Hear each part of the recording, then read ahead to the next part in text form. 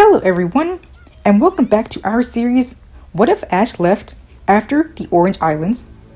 This is the series where we explore what the Pokemon anime may have looked like if Ash was replaced as the main character after the Orange Island Saga, and we got new protagonists every new generation.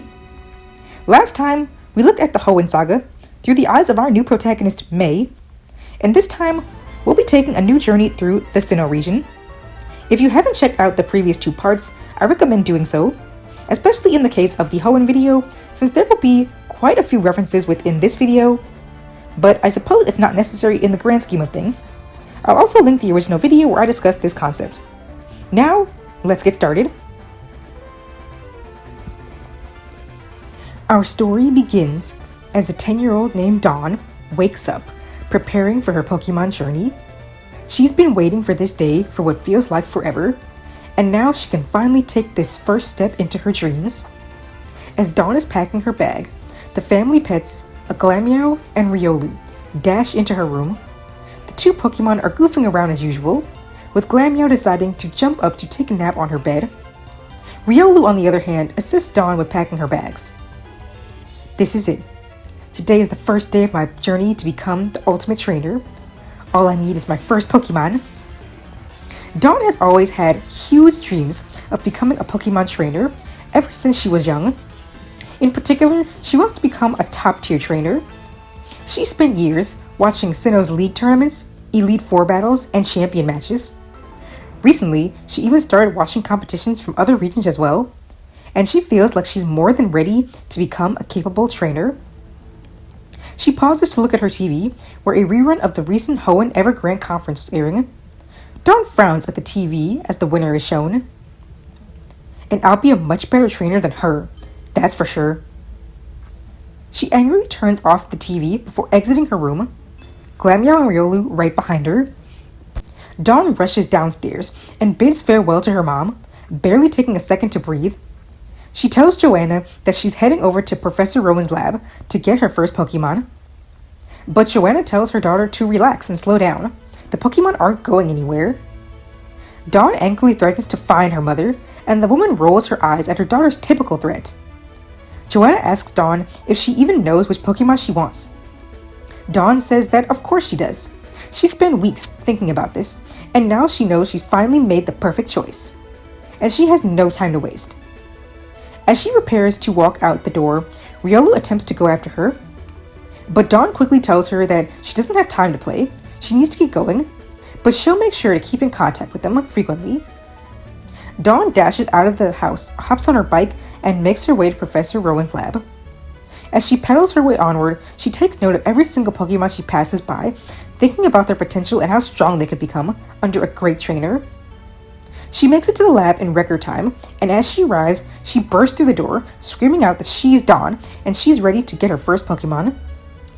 Only, once her eyes actually adjust to the situation, she sees a huge mess. The laboratory is destroyed, complete with a shattered window. A man who Dawn recognizes as Professor Rowan approaches her and explains that there was an incident which occurred earlier, and that a couple of their starter Pokemon ran off. The only one left is Turtwig, who Dawn notices is calmly eating its food. The turtle smiles happily at her upon making eye contact. The professor's assistants apologize for this unexpected situation, but tell her not to worry, because they already have someone out to get the other starter Pokemon back. But Dawn actually surprises them and says that there's no need to worry, and this is no issue. She looks at Turtwig and says that she'd like to take it as her first Pokemon, if they don't mind. Professor Rowan asks if she's certain that she doesn't want to wait to meet the others. After all, this is the most important choice for new trainers, and in her situation, well, she doesn't really have a choice to make. But Dawn says she's sure. Besides, she actually wanted to choose Turtwig anyway. She spent ages researching all of Sinnoh's starter Pokemon and decided that for her aspirations, Turtwig is the only option. Rowan and his assistants are beyond confused, but who are they to stop her if this is what she wants? The professor hands her a Pokédex and some Pokéballs and allows her to take Turtwig. The young girl thanks everyone and leaves. As she dashes out the door, Rowan wonders if all new trainers are this super hyper these days. Dawn checks her map and knows exactly where she wants to go. She heads down Route 202, making her way to Oreburgh City. She knows there's a gym in that city, and she plans to challenge it right away. With a grass type, she's sure she'll have no issues taking the gym leader on. She's biking at what feels like is the speed of sound, but while on the road, she keeps hearing shaking in the bushes. She feels like she's being followed, but every time she looks back, nothing seems to be there. Still, the feeling is unsettling. When she hears it for what feels like the 10th time, she turns around and yells at whatever it is to go away. Unfortunately, this results in her crashing her bike into a rock. Dawn goes flying, but before she can hit the ground, she's caught by a small blue blur. Dawn turns back to see her bike total, and she's furious. That was her only method of fast travel. She prepares to yell at whatever caught her and is shocked when it turns out to be Riolu. Not just any Riolu. Dawn recognizes this particular Riolu. It's her family pet. And despite her natural strength, she seems to be struggling at holding Dawn's weight for so long. Dawn gets to her feet and asks the little blue hound what she's doing there, and if she was the one following her the whole time. Riolu confirms that she was, and she latches onto Dawn's leg, refusing to let go. Dawn asks the mischievous Pokemon what's going on. Riolu exaggeratedly pantomimes some actions of running around and other odd shenanigans, and from this, Dawn figures that Riolu had been following her since she left home. She asks what the meaning of this is. She doesn't have time for this. Frustrated, Riolu rummages through Dawn's bag, pulling out a Pokeball, specifically a Great Ball that she'd helped her pack this morning. Finally, the gears in Dawn's head begin spinning. She asks Riolu if she wanted to join her on her journey the entire time, and the Pokemon nods. This shocks Dawn, as she'd never even thought her family pet would want to travel with her. At that, Dawn decides to go ahead and catch Riolu, making the fighting type her first capture. With 2 Pokemon, she has her duo immediately begin training, not only against wild Pokemon but each other. After all, she needs them to be as strong as possible for her dream. Dawn passes through Jubilife City and contacts her mother to let her know she had Riolu. Joanna is pleased that the Pokemon is alright, and she figured that this is probably what happened. Honestly, she's shocked that Dawn never got the message over the years that Riolu wanted to journey with her. She says that the canine will probably be a good Pokemon for her to have on her journey, since she's always been really boisterous. After ending the call, Dawn decides to check out the city. She gets a Pokédex and also hears news of a Team Galactic getting up to strange activity in the region, but she really pays it no mind. She visits the Jubilife TV station where she plays a fun lotto game and winds up winning a Pokemon egg. After a few more days of travel, Dawn eventually arrives in Oreburgh City. She's pumped to have her gym battle as soon as possible, so she, Turtwig, and Riolu make their way over to the gym. With a grass and fighting type, Dawn is sure she can't lose. As soon as she walks through the door, Dawn is shocked to see that a trainer is already battling. But it's not just any trainer, it's someone that she knows. It's her neighbor, Barry. He's battling with a Shinx against the gym leader Roark. Shinx fires off an electric attack at a Cranidos, which seems to not do too much damage. Cranidos shakes the attack off and strikes with a headbutt, knocking the Pokemon out.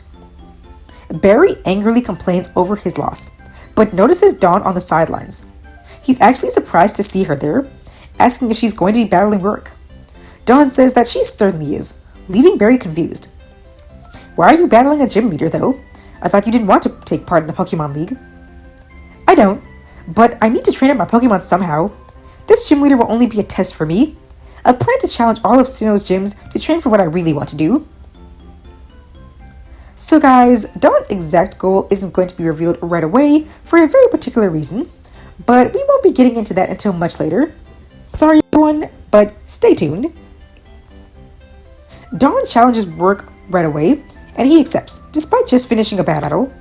He has plenty of Pokemon on hand that he can battle with, and Cranidos wasn't all too weakened. He asks Dawn if she has 3 Pokemon to battle with. She frowns, not realizing that she needed 3, and wonders why gyms would have such strict rules for new trainers.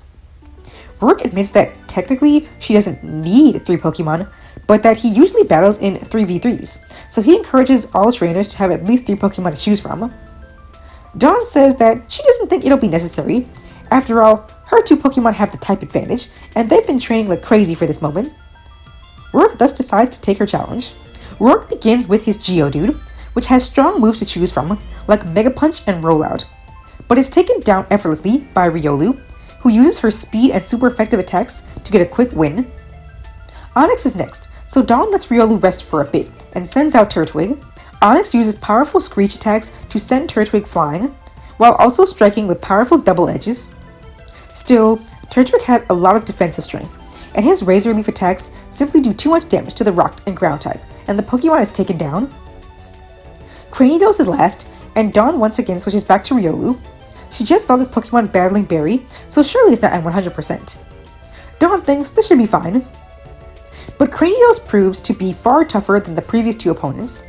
Not only does it have a powerful head smash, but its Zen Headbutt does powerful damage to Riolu. She tries to fight back with Force Palm, and this is able to paralyze the dinosaur. Still, the little Pokemon faints to a Zen Headbutt. But Cranidos does seem notably weaker. Turtwig is sent out last and struggles since Cranidos knows Flamethrower as well, and does major hits to the turtle. Things are looking bleak, but Turtwig's Overgrow activates, powering up and Absorb. Still, Cranidos remains standing, and Roark is prepared to finish things with a final Flamethrower. But Cranidos becomes halted by paralysis, so a well-timed critical hit Razor Leaf from Turtwig finally takes Cranidos down. Dawn is thrilled. She did it. She won with only 2 Pokemon. Roark is impressed.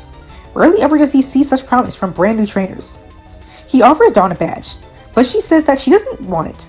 After all, she's not planning on participating in the Sinnoh League. She's only planning on taking on gyms as training. But Roark insists that she take it anyway. After all, if she makes it all the way and wants to participate in the Pokemon League later, it could also be great training for her. Dawn ponders it over and she actually agrees, so she takes the badge and prepares to leave. But Barry asks if she even knows where she'll be going. Dawn replies that of course she does. The nearest gym will be in Eterna City, and she'll be heading over now. Barry is furious. He can't believe Dawn got a badge before he did, and that she's already leaving. He says that he should join her to ensure that she doesn't get lost. But truthfully, he really just doesn't want her to get too far ahead of him. But she disagrees. She needs to get on the road ASAP, especially since her bike is no longer an option. Roark interrupts, saying that both kids should probably get their Pokemon treated at a Pokemon Center before anything, and the two reluctantly agree. But both say that they should fine Roark for slowing them down, something which shocks the gym leader. At the Pokemon Center, Barry tries to convince Dawn that they should travel together, but she's reluctant because she can't afford to be slowed down. Barry asks why she's rushing. It's not like she's on a time limit. And Dawn says that he's one to talk, since he's always rushing everyone. As the two threaten to find each other, Nurse Joy informs them that their Pokemon are healthy and can be picked up. Once again, Barry explains the benefits of traveling together and begs Dawn to wait. Dawn tells him he has one chance to get a badge, and if he doesn't, she's leaving and finding him. Barry agrees to the challenge. The two later agree to train together, viewing it as a mutually beneficial experience for them both. Barry reveals his current Pokemon, a Piplup, Shinx, Bidoof, and Starly. Dawn is surprised by the huge amount of Pokemon. Barry's lineup is double what Dawn owns. But this is good. It just gives her more Pokemon variety to train against. The two train all day, and Barry rematches work later that evening, right before it was set to close its doors for the night. Barry's rematch goes well. Bidoof defeats Onix pretty easily with a newly learned Mega Drain. Barry then switches to Piplup to battle Onix, which she is able to defeat after a hard-fought battle. Last is Cranidos, and Barry switches back to Bidoof. Dawn quietly comments that Barry is copying her. This is the exact strategy she used in her battle. Bidoof is able to do a bit of damage to Cranidos, but ultimately falls to Zen Headbutt. Piplup goes out next, and she is able to deal a lot of heavy hits, but she eventually goes down to Cranidos' Head Smash. Barry is disappointed. He wanted to win using only 2 Pokemon like Dawn, but sadly it seems like it won't be the case. But right now, he's just happy to still be in the game. He sends out Shinx, and after a long fought battle, Shinx is able to paralyze the dinosaur with Spark to slow it down. The little Lynx cub then defeats Cranidos with her Charge Beam attack. Barry breathes a sigh of relief. He got his badge, but that result could have easily gone the other way. He makes sure to stay on top of his game from now on. Dawn commends him for not losing, and the two head toward Eterna City. Along the way, the kids talk about the beginning of their journeys. It's here that Dawn explains the situation at Rowan's lab when she went to get her first Pokemon. Barry hears this and is stunned. He was the trainer that went off to get back the runaway Pokemon, and he wound up bonding with Piplup, and he later chose it as his partner. But unfortunately, he never found Chimchar, even after searching all day. To make matters worse, when he got back, Turtwig was gone. Rowan mentioned that it was a hyperactive girl in a rush who took the Pokemon, and Barry is kicking himself over not making the connection. Dawn is annoyed by this description of herself, but is surprised that it was Barry who was the trainer going to get the starters. But she supposes that she should have guessed as such, since she knew Barry was supposed to also get his first Pokemon at the same time she was. Since Chimchar wasn't located and Turtwig was taken, Barry pretty much had no choice but to take Piplup, or wait for more starters to be sent in, and Barry surely wasn't going to wait. Besides, he already become close to Piplup, so it was no issue for him. But the two of them now wonder, what happened to Chimchar? Regardless, on the way to Eterna City, the kids pass through Floroma Town, where a Pokemon contest is taking place. Dawn remembers that her mother was a top coordinator back in her day, but Dawn herself never cared much for contests. That said, if there was anything that somewhat interested her, it was the unique form of contest battles, where the focus was always on using combinations to create both appealing and powerful attacks. Dawn always felt that if anything, incorporating contest battling into her battling could make her a more well-rounded trainer. She's even seen other trainers do so in Pokemon League matches on TV. Dawn convinces Barry to check it out with her. After all, it may be able to inspire both of them. The kids watch the contest and make note of the trainers that stand out. So far, the most skilled seem to be a boy named Kenny, a girl named Zoe, and a guy called Nando. All of their contest skills seem to be at a level above the rest. One kid seems very lackluster though, and in Dawn's opinion, is only getting by through luck. It's a boy named Lucas, and he's only been winning thanks to his Munchlax getting lucky moves from Metronome. But sadly, his luck eventually runs out. Zoe's Glamia winds up being able to defeat Munchlax with her advanced skills. After the contest ends, with Zoe as the winner, Dawn is furious.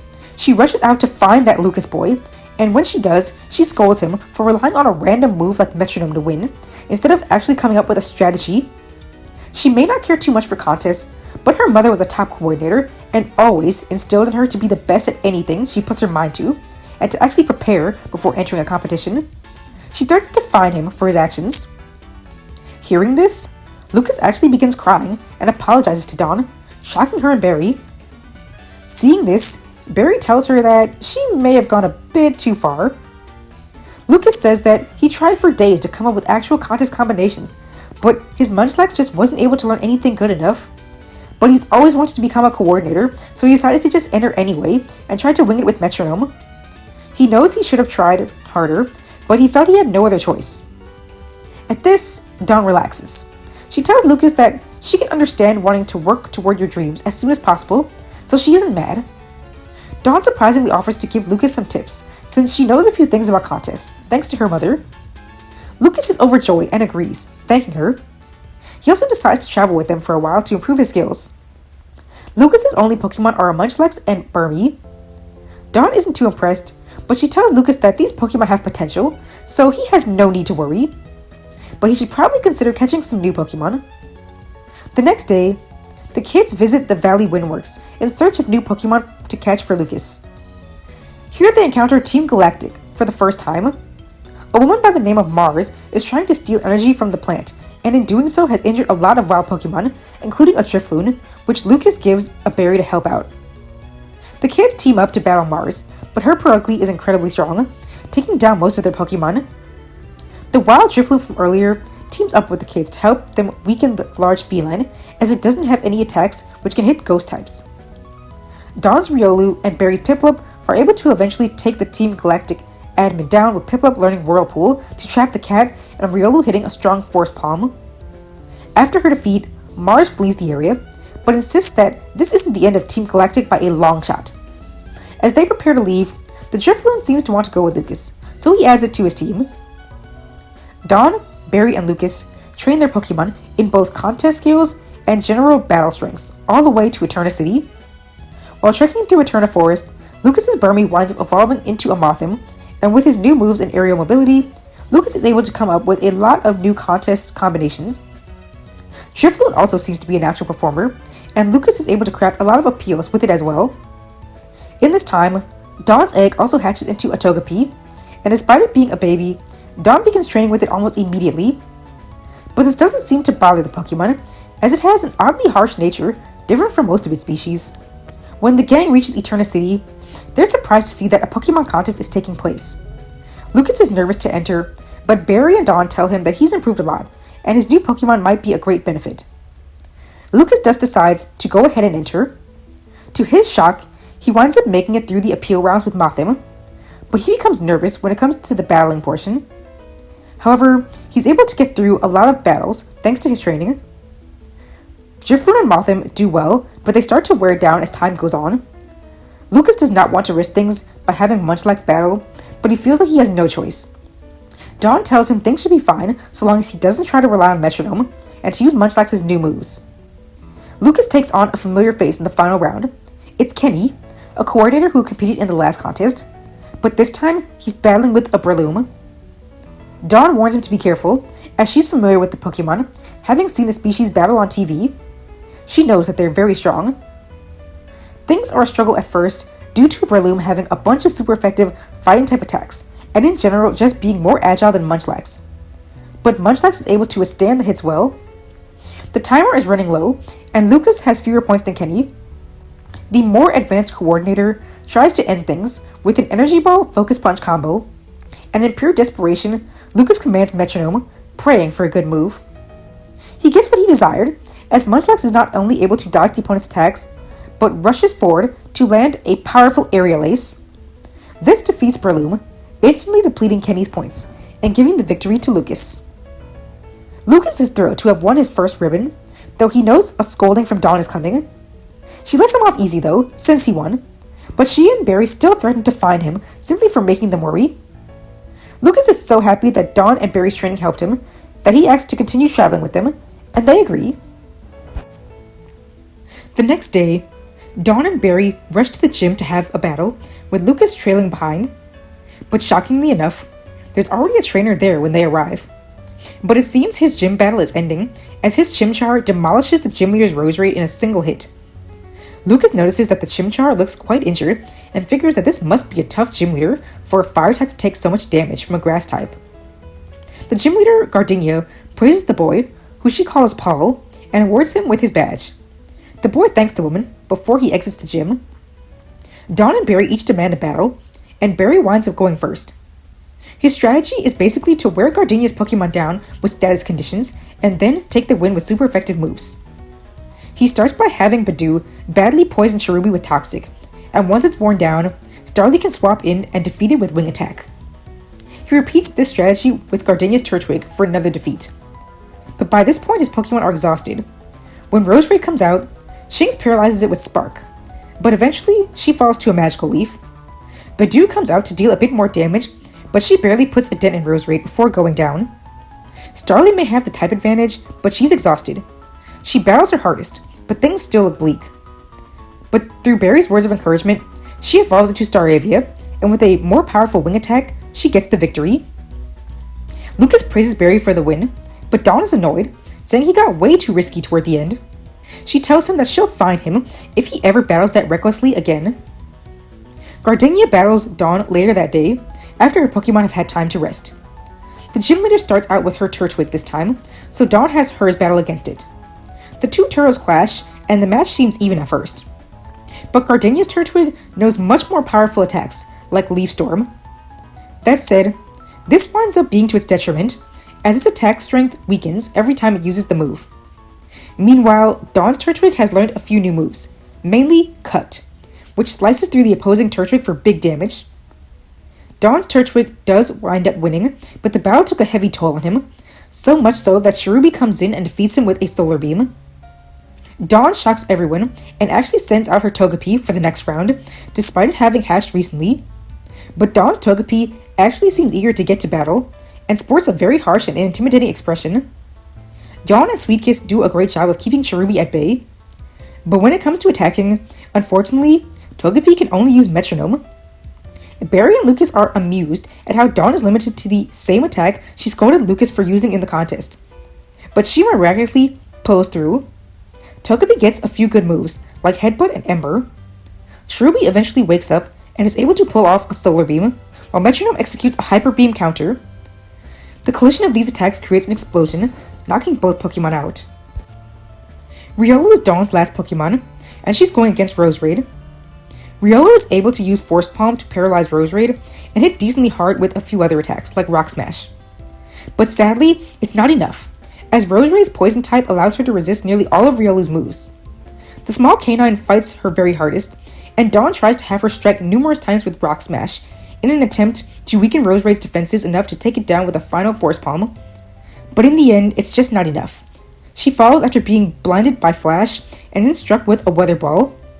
Dawn is disappointed, and Gardenia tells her that losing is okay, and she can have a rematch at any time.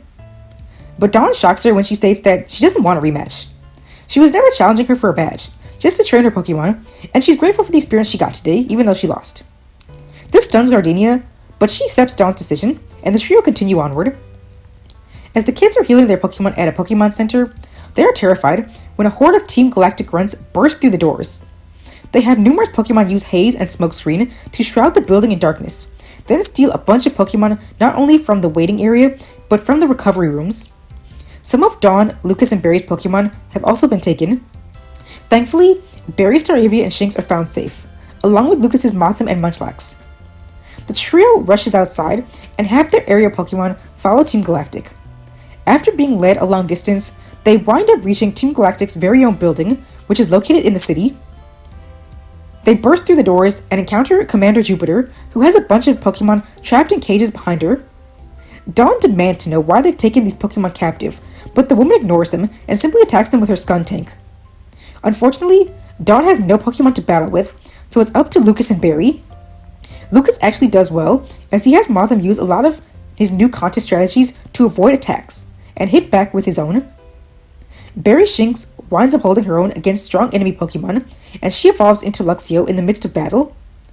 With a stronger Charge Beam, she deals heavy damage to Skuntank. But just like the other Commander, Mars, Jupiter's Pokemon is extremely strong as well, and it effortlessly takes down Staravia and Mothim. Things look bleak until a far-off Fire Spin strikes Skuntank for big damage.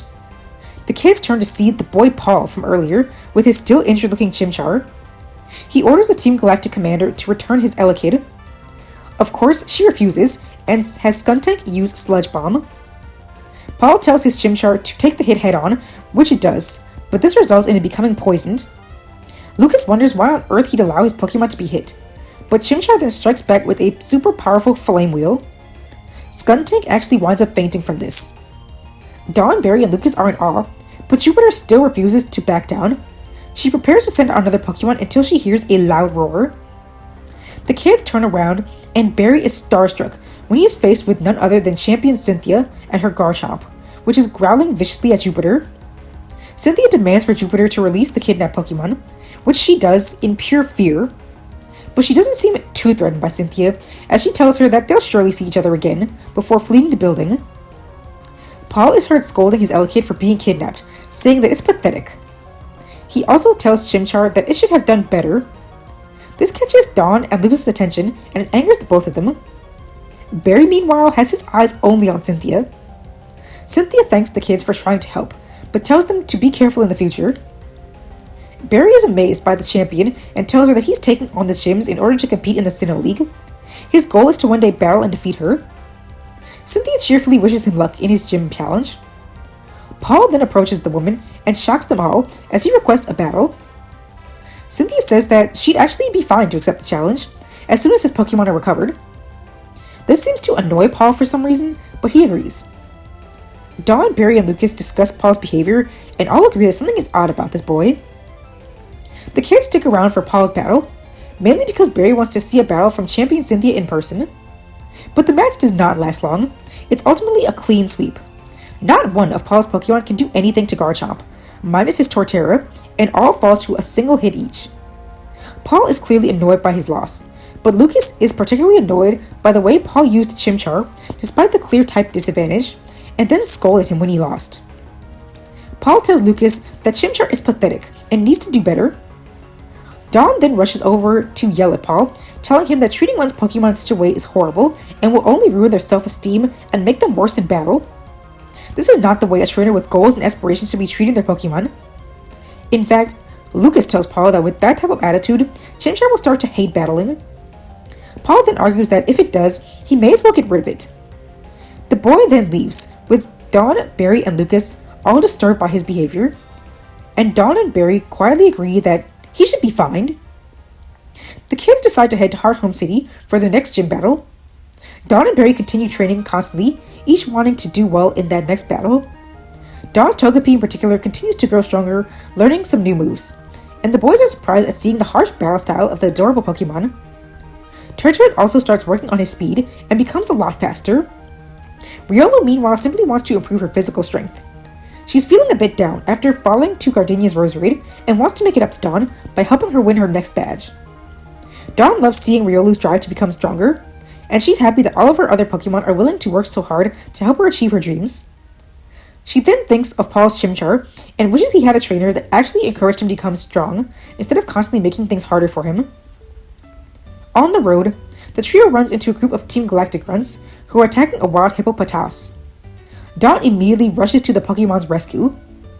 The kids ward off the grunts, and upon checking on Hippopotas, they determine that the Pokemon seems lost. They attempt to guide it back home, but it forms a bond with Dawn, seemingly grateful for the rescue, so she decides to add it to her team. When they arrive in Hearthome a few weeks later, the kids are shocked to learn that the gym leader isn't there.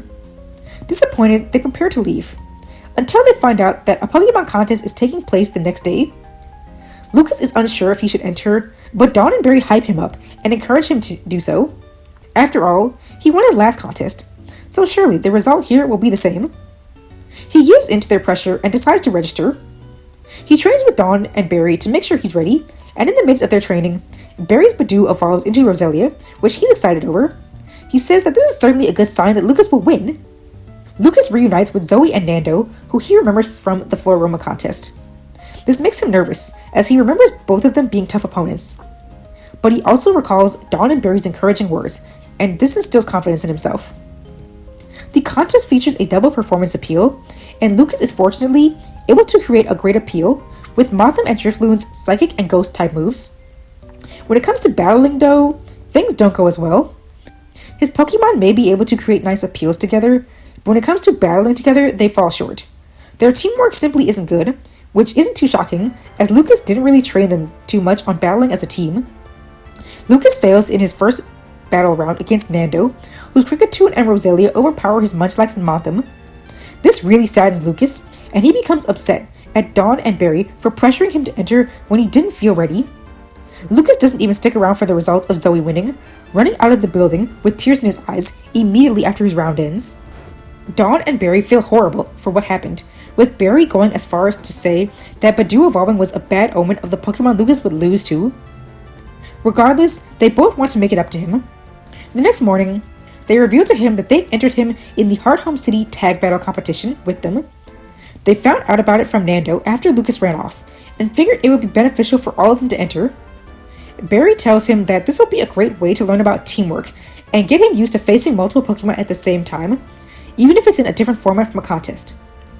Lucas is unsure, but decides that it wouldn't hurt to at least try it out. In the competition, Barry is paired up with a weird trainer named Conway, Lucas is paired up with a girl named Holly, and Dawn is actually partnered with Paul, who the kids are surprised to see in the city. Dawn is at first annoyed to be partnered with this rude kid, but figures that she'll just focus on her own Pokemon and their desire to win. The first round goes fine for Barry and Lucas, and their Roselia and Drifloon work well with their partners Slowking and Wingull. They make it through to the top 16 easily. When it comes to Dawn and Paul, however, things don't go as well. His Chimchar already appeared badly injured as soon as it entered the battlefield. With their opponents using a Rhydon and Magmar, Dawn chooses to use Hippopotas in the match. Dawn urges her teammate to work with her, but Paul is a menace in battle, not worrying at all about any sort of teamwork, and simply doing everything he can to win.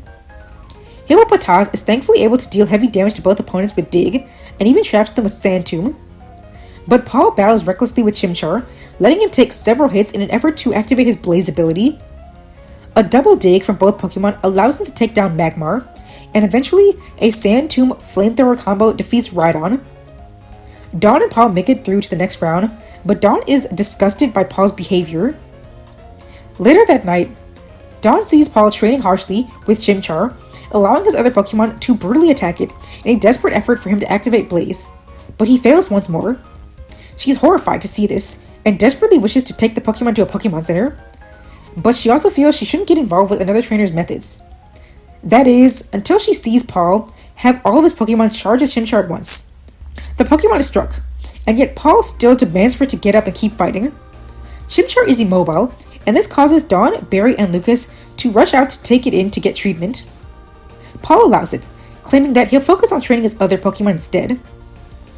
Dawn and Barry take Chimchar inside, but Lucas remains with Paul and asks why he treats Chimchar so poorly, even more harshly than his other Pokemon, and he explains Chimchar's backstory. He just randomly found it running around in the woods one day near Sand Gym Town, and saw it being attacked by a group of Zangoose, but it defeated them by activating a powerful Blaze, and Paul has been desperate to get it to happen again, but so far it hasn't.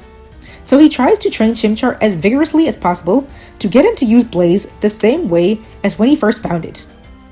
This has Lucas upset, saying that this harsh training is not the way to go, but Paul ignores him and gets back to his methods. Lucas relays this information to Dawn and Barry, which upsets and shocks them.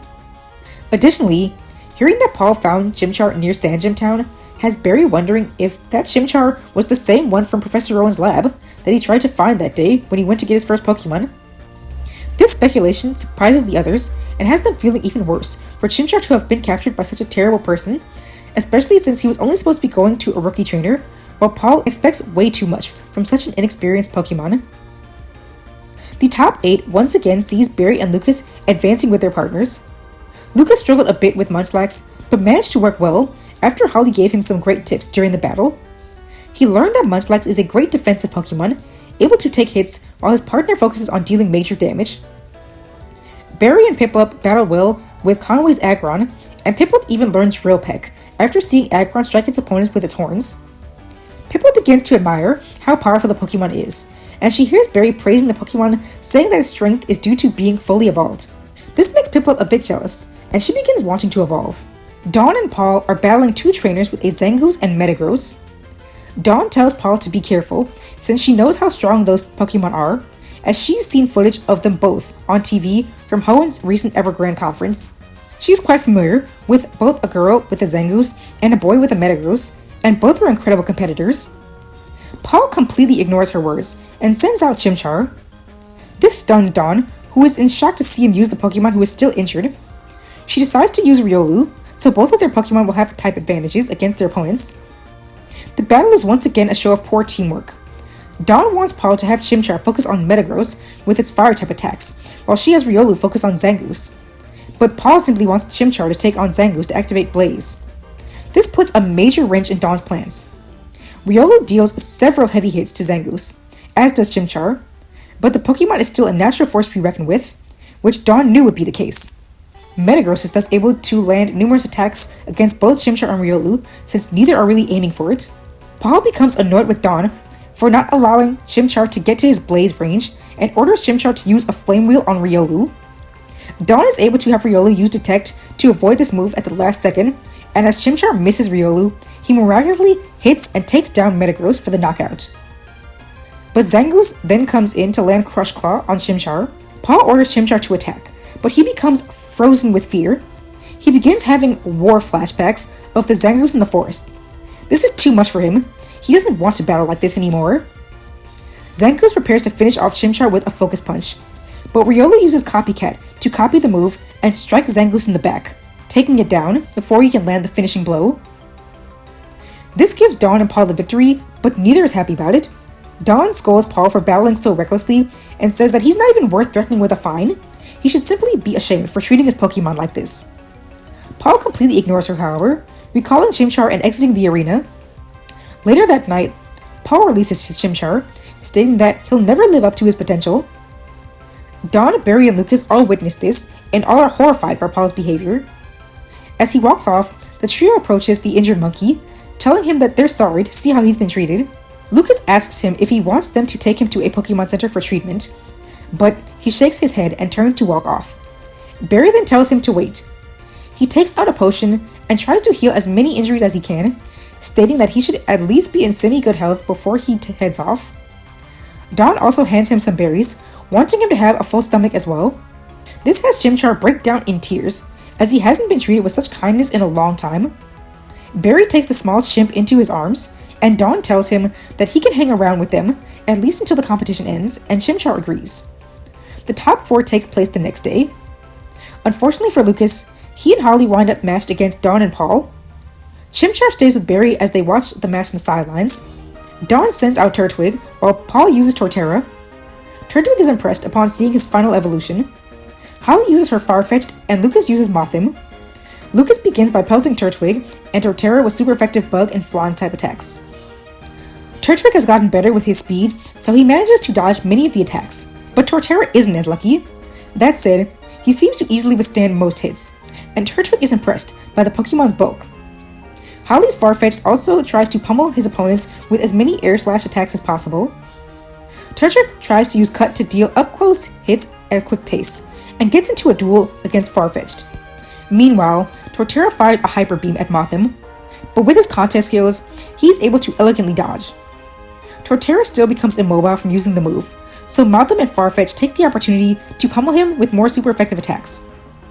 Turtwig tries his best to defend his teammate, but he gets blasted to the side by both Mothim and Farfetch'd anytime he tries to get in close. Turtwig and Farfetch'd both strike each other with Cut, and Farfetch'd gets the upper hand, but Turtwig fights back with all of his might and evolves into Grotle. He then deals a hard hit with a newly learned Magical Leaf. Once Torterra can move, a powerful Stone Edge takes down Mothim in a single hit. Outnumbered, Farfetch'd tries to land an Air Slash on Torterra, but it intercepts with a Leaf Storm, dealing a heavy blow to the bird, taking it down. Dawn and Paul are deemed the winners, and Dawn praises Grotle for his new evolution, but Paul puts the two of them down, stating that they barely did anything in the battle.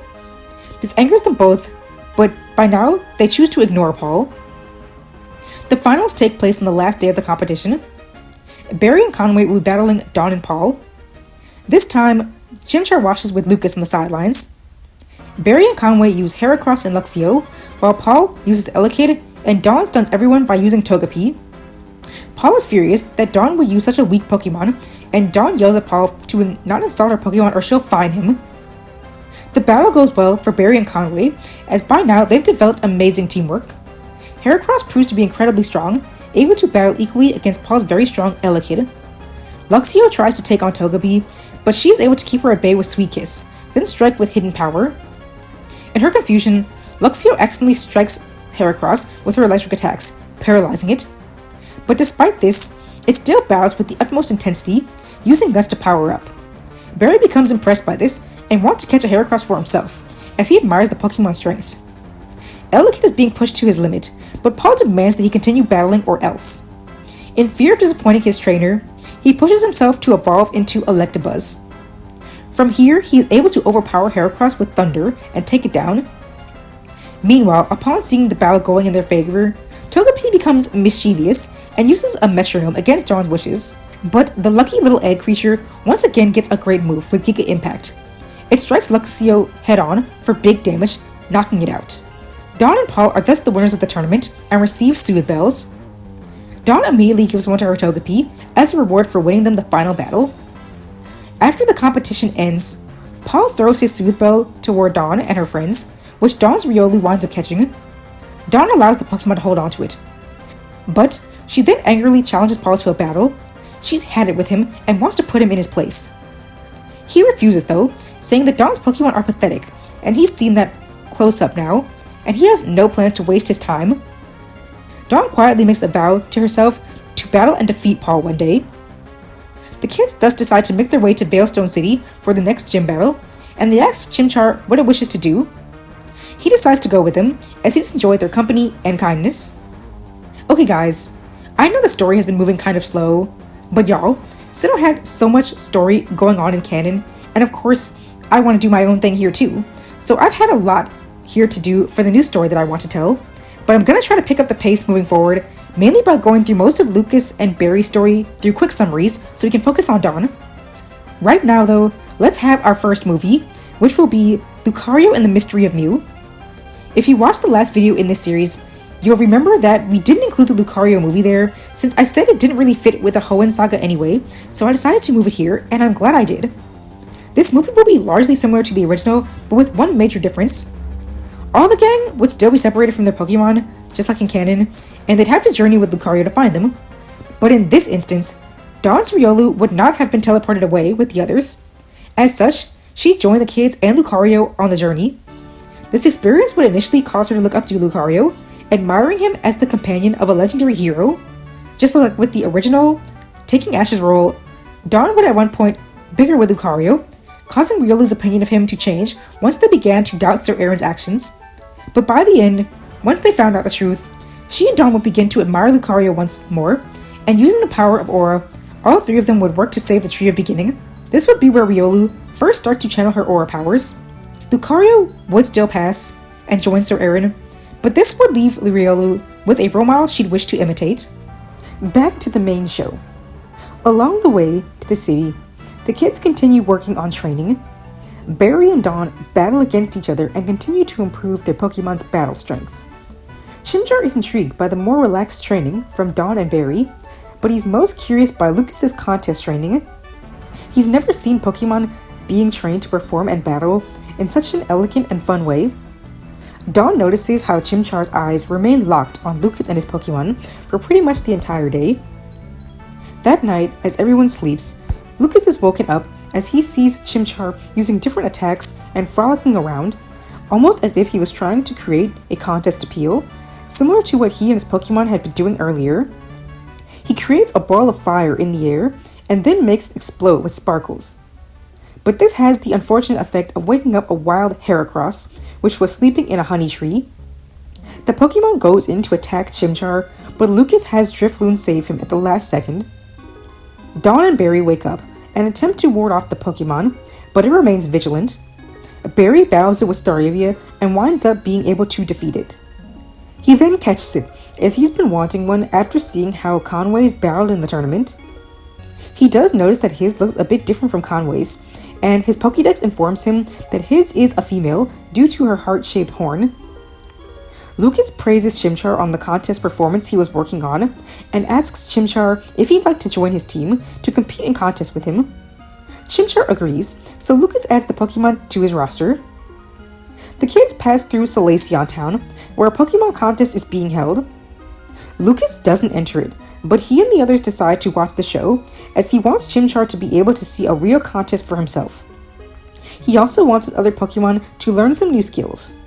It turns out that Zoe was also in town, and she enters the contest and performs well as usual. Chimchar is in awe of the performance appeals. However, he becomes a bit less enthusiastic when it comes to viewing the battles. He almost appears fearful, but Lucas tells him not to worry, because contest battles are not meant to be harsh at all, but just another type of performance. This seems to relax Chimchar slightly. Zoe winds up winning the contest, earning her third ribbon. The group eventually arrives in Veilstone City, where Dawn and Barry are ready for their gym battle. It feels like it's been ages since they had one, and they're ready. Sadly, the gym leader Maylene was going through a bit of rough time after being swept in battle by another trainer, who turned out to be Paul, using his Honchkrow and Magmar to destroy her. Dawn and Barry decide to help her get her confidence back. With Maylene being a fighting type expert, Dawn wants her help in training Riolu. Ever since she used the move Focus Punch through Copycat in the tag battle tournament, Dawn has wanted her to learn the actual move, but she's been struggling. Meanwhile, Barry wanted help bonding with his new Heracross, as the Pokemon hadn't obeyed him since he caught it. Maylene works with the trainers and successfully helps them with their issues, reinserting confidence in her. Lucario even acts as a mentor to Dawn's Riolu. Riolu is able to learn Focus Punch during a practice battle against Togepi, and Togepi actually evolves into Togetic. Heracross also begins to obey Barry. Maylene then agrees to battle the two the next day. Before the day ends, the kids shop at the Veilstone department store, where all three of them purchase some TMs. For anyone unfamiliar with this series, yes, TMs exist here. But again, if you don't like that, you can just pretend that they train their Pokemon to learn the moves. Maylene battles Dawn first the next day, and begins with a Meditite. Dawn starts with Hippopotas. Maylene and Meditite start out in full control, with the Pokemon's intense physical strength and psychic powers being enough to keep the Hippo at bay. Dawn comes up with an idea, and has Hippopotas use Dig. As Meditite dodges and tries to strike back, Hippopotas uses Yawn. As Meditite drifts off to sleep, a strong and powerful Dig strikes Meditite for the knockout. Maylene praises Dawn on her Pokemon skills and sends out her next Pokemon, a Breloom. Once again, Dawn is familiar with this Pokemon, having seen it battle under the Evergrande Conference winner on TV, similar to Zangoose. She thus switches Hippopotas with Togetic. Despite the type disadvantage, Breloom easily takes the lead, striking hard with Sky Uppercut to hit the airborne Pokemon, then dealing more damage with Energy Ball and Brick Break. Togetic initially becomes enraged and spams Metronome in a blind fury, but she soon calms down after failing to land a single attack. As Dawn orders fly, Maylene goes in for the same Sky Uppercut. But this is where Dawn has Togetic do a spinning dodge in the air, something she'd seen Lucas do with his Pokemon as they train for context. Breloom winds up missing, while Togetic gains more momentum from her aerial spin. She then uses a spinning fly attack onto Breloom, and this powerful move knocks it out.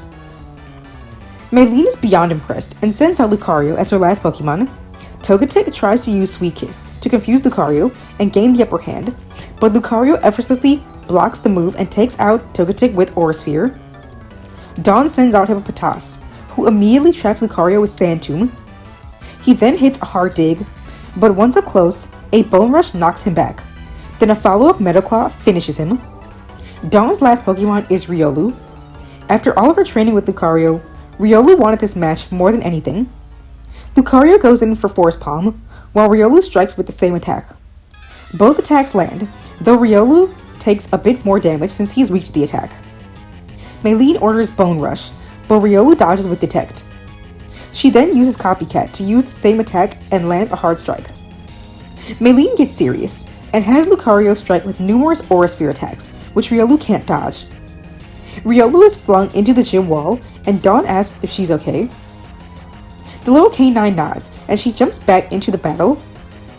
Lucario goes for Metal Claw, and Riolu uses Copycat to intercept each hit.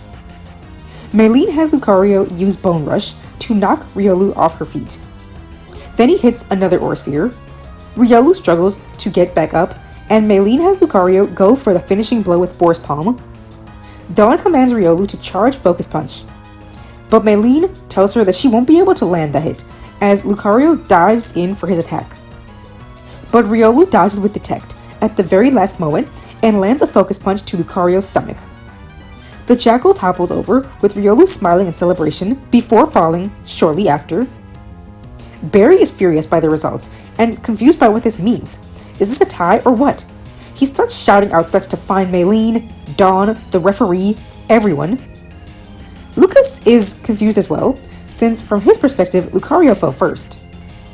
Maylene says that she is beyond impressed by Dawn's Riolu, and feels that Dawn definitely deserves a badge for bringing Lucario down. So she hands Dawn a Cobble badge, which Dawn is grateful to accept. Not a win like her first gym battle, but not an outright loss like her second. She's proud of how her Pokemon fared. Barry's gym battle takes place as soon as Dawn's ends, and things go amazingly. Staravia is able to take on Machoke very well. Even though Machoke pummels Staravia with powerful moves like Seismic Toss and Cross Chop, the bird is able to push through and destroys Machoke with a new move, Brave Bird. Maylene's next Pokemon is a Monferno, who is able to defeat the weakened Staravia. Barry uses Piplup next, and she's able to take on the evolved Pokemon decently due to her type advantage. She traps the monkey in a whirlpool and lands a devastating Drill Peck to take it down. Last for Maylene is Krogunk, and though Piplup lands her hard Drill Pecks, Krogunk takes her down with Poison Jab. Instead of recalling Piplup to her Pokeball, Barry allows her to sit next to him for the final battle. Barry decides to use his new Heracross last, with Heracross obeying Barry's commands perfectly. The match is still rough, as Krogunk is really powerful despite not being fully evolved, and this causes Barry to see unevolved Pokemon in a different light. Barry hears this, and it has her contemplating if she still wants to evolve or not. Heracross is ultimately able to take down Croagunk with Aerial Ace, winning Barry his 3rd badge. Before the kids leave the city, they encounter more Team Galactic grunts, who are still abducting and harassing more Pokemon at another one of their buildings, this one being their headquarters. While attempting to save the Pokemon, Lucas winds up being captured and thrown into a cage with kidnapped Pokemon. There he befriends a chatty Chatot. Lucas winds up working with the Chatot to break free from the cage. Dawn and Barry also use their Pokemon to defeat the grunts, and then demand that they release the Pokemon, lest they be fined. The grunts do decide to release the Pokemon, but it's because they receive orders that their boss has no need for them anymore. Once things are over, Lucas decides to catch the friendly Chatot. Along the way to Pastoria City, the kids arrive in an anime-exclusive town, which is hosting a Pokemon contest. Lucas is actually eager to enter this time, as he's had a lot of time to work with his Pokemon lately, and has come up with a lot of new combinations. The contest is all singles, so Lucas doesn't need to worry about double performances or battles. Even though he feels he's become better at them, he still isn't too sure about entering another contest under that format yet. He especially encourages Chimchar and Chatot to do well, as this will be their contest debut. In the first round, Lucas knows exactly which Pokemon he wants to use, Chimchar. The fire type is nervous at first, but Lucas encourages him that everything will go well, and he should just try his best. This causes Chimchar to become more confident.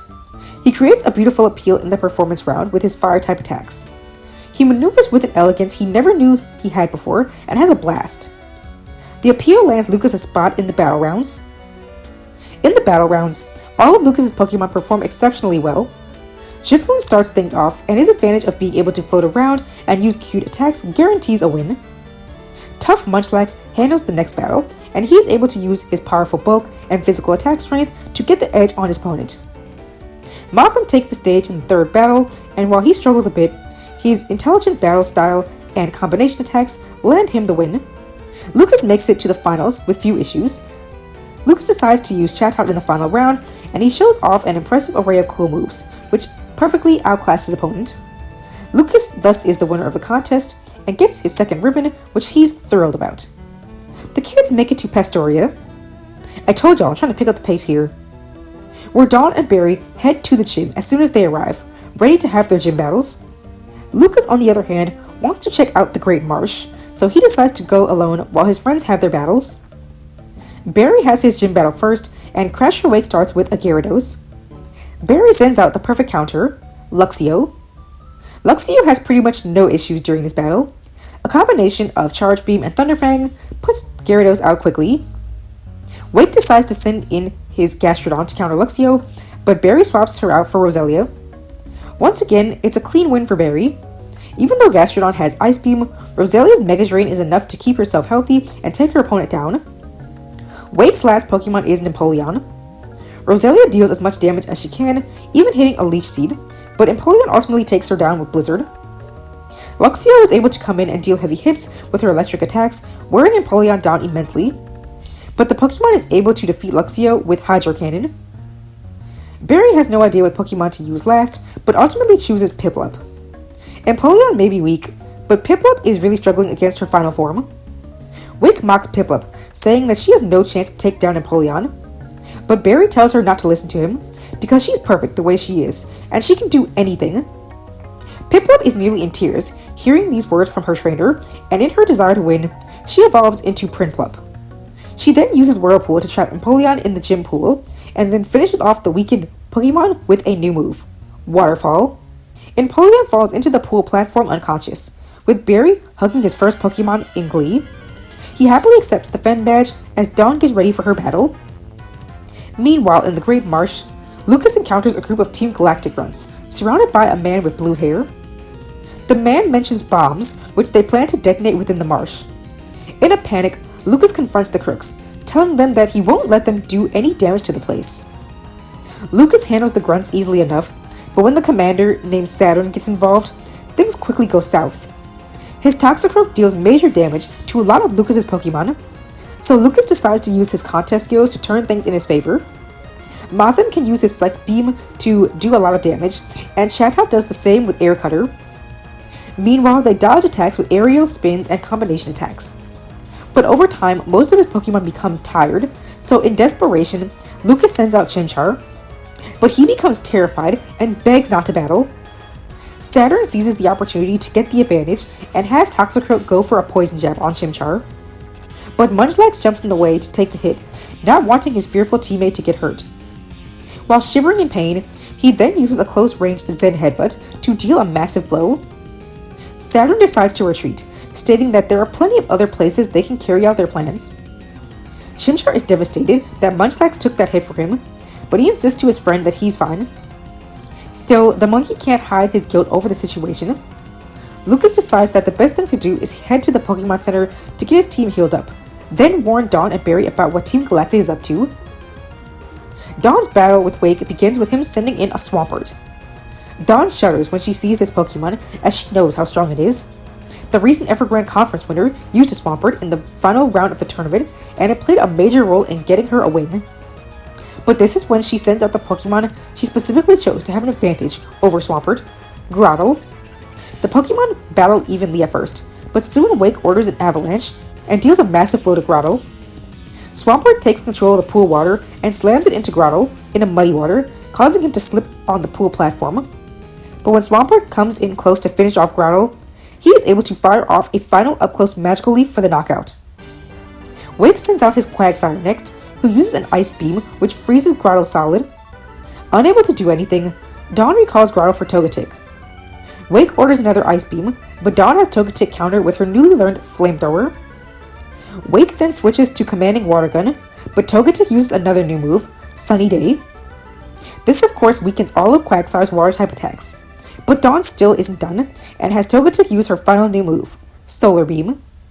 The powerful attack is launched instantly thanks to the Sunny Day and takes down Quagsire. Dawn is happy that she purchased so many useful TMs in Veilstone. Wake sends out his final Pokemon, Floatzel.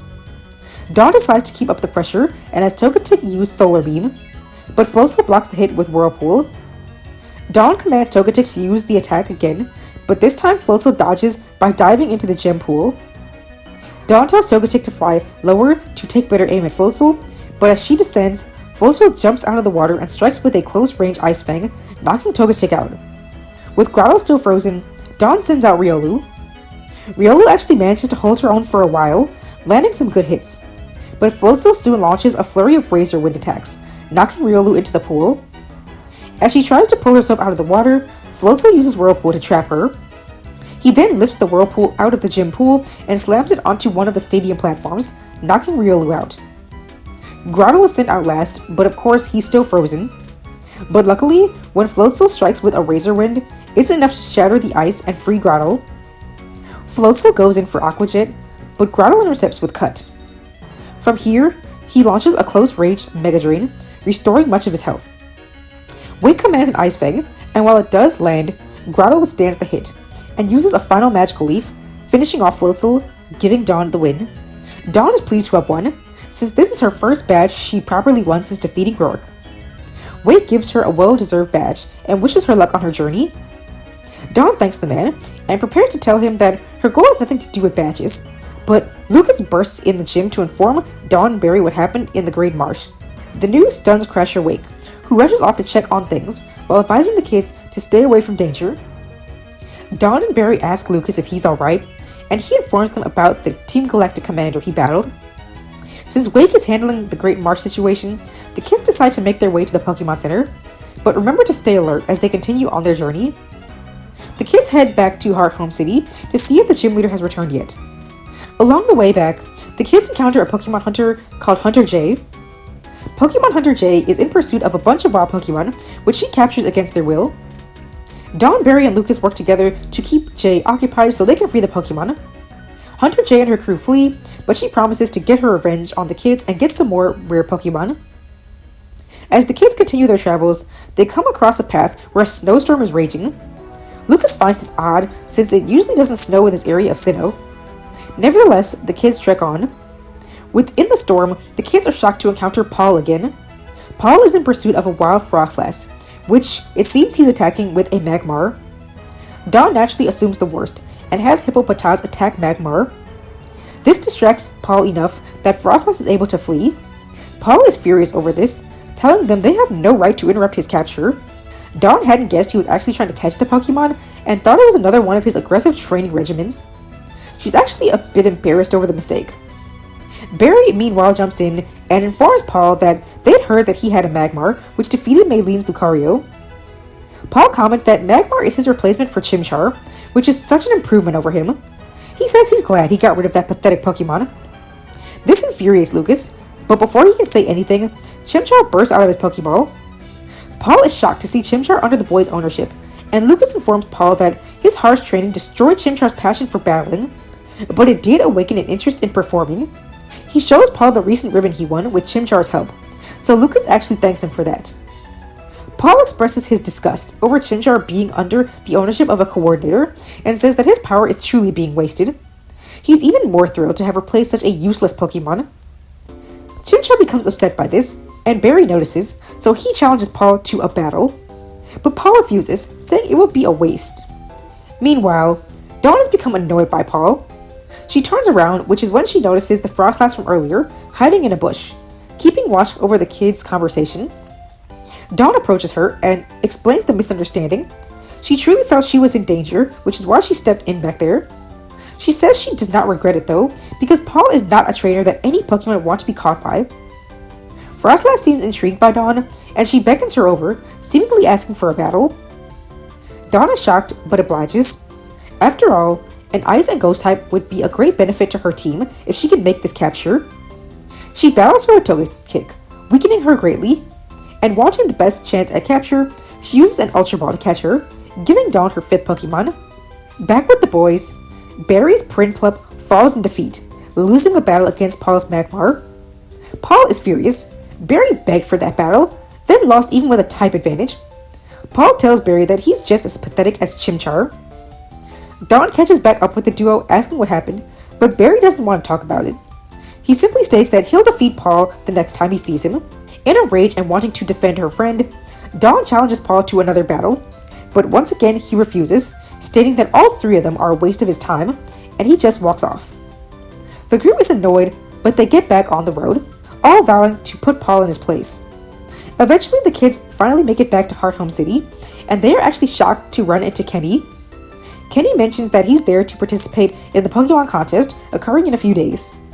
This makes Lucas's heart sink, and he has a flashback to the last time he was in Hearthome when he lost that contest in the first round. Kenny says he remembers watching Lucas's defeat back then, but he also remembers his more recent victory, stating that he's improved in double battles since then. Dawn adds in her own words of support, telling Lucas that he should surely enter. But Lucas becomes upset, blaming Dawn for his loss the first time, and runs off. As Lucas runs down the road, he unexpectedly bumps into a couple of women. Lucas apologizes profusely and is stunned when one of the ladies recognizes him. She watched on TV as he won the recent contest in that anime-exclusive town. Lucas shyly admits that indeed that was him, and the woman asks if he'll be competing in the upcoming contest in Hearthome. Lucas mentions to her that he competed in Hearthome's last contest a while ago, but he lost in the first round, so he doesn't want to enter. The woman is surprised by Lucas's attitude, but surprises him when she asks for a battle. Not just any battle though, a contest battle. Lucas is confused, asking the woman if she's a coordinator. She says yes, and introduces herself as Fantina, and her friend as top coordinator Joanna. Dawn, Barry, and Kenny hunt for Lucas everywhere, but have no luck. Dawn and Barry even start threatening to find Lucas if he doesn't stop fooling around. Kenny is annoyed by the duo's antics, but he spots a battle happening on a battlefield across the street. He points out that it appears to be Lucas battling someone. The kids look over, and Barry is shocked to see that the person Lucas is battling is the gym leader of Hearthome City. The trio rushes over to see Lucas's Drifloon and Mothim battling Fantina's Drifloon and Miss Magius, and things seem intense. All the Pokemon are using their amazing contest skills in the battle, but Fantina seems to have the upper hand. The teams work their hardest to win with all their might, and this intensity causes the 2 Drifloon to both evolve at the same time. Now as Drifblim, Lucas's Pokemon shows off a new Shadow Ball attack, with Mothim following behind with Bug Buzz. Fantina's Drifblim uses Will-O-Wisp to destroy the orb in a beautiful burst of sparkles. Miss Magius then hits a Psychic, and Lucas's Pokemon intercept with Shadow Ball and Signal Beam. This causes a major explosion, knocking all the Pokemon back. From here, Fantina decides to end the battle, stating that Lucas has shown amazing improvement.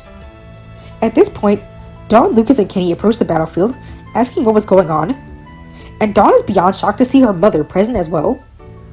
As she expresses her shock, Fantina explains that she sees great potential in Lucas and simply wanted to convince him that he shouldn't be afraid to enter the Hearthome contest. If he's still nervous about double battles, he at least has a few more days to train if he needs to, but as of right now, he's held his own well. Lucas tells Fantina that he'll take the time to think things over before making a decision. From here, Barry asks Fantina if she's free for a battle. Fantina confirms that she is, and asks the trio if they're competing in the Pokemon League.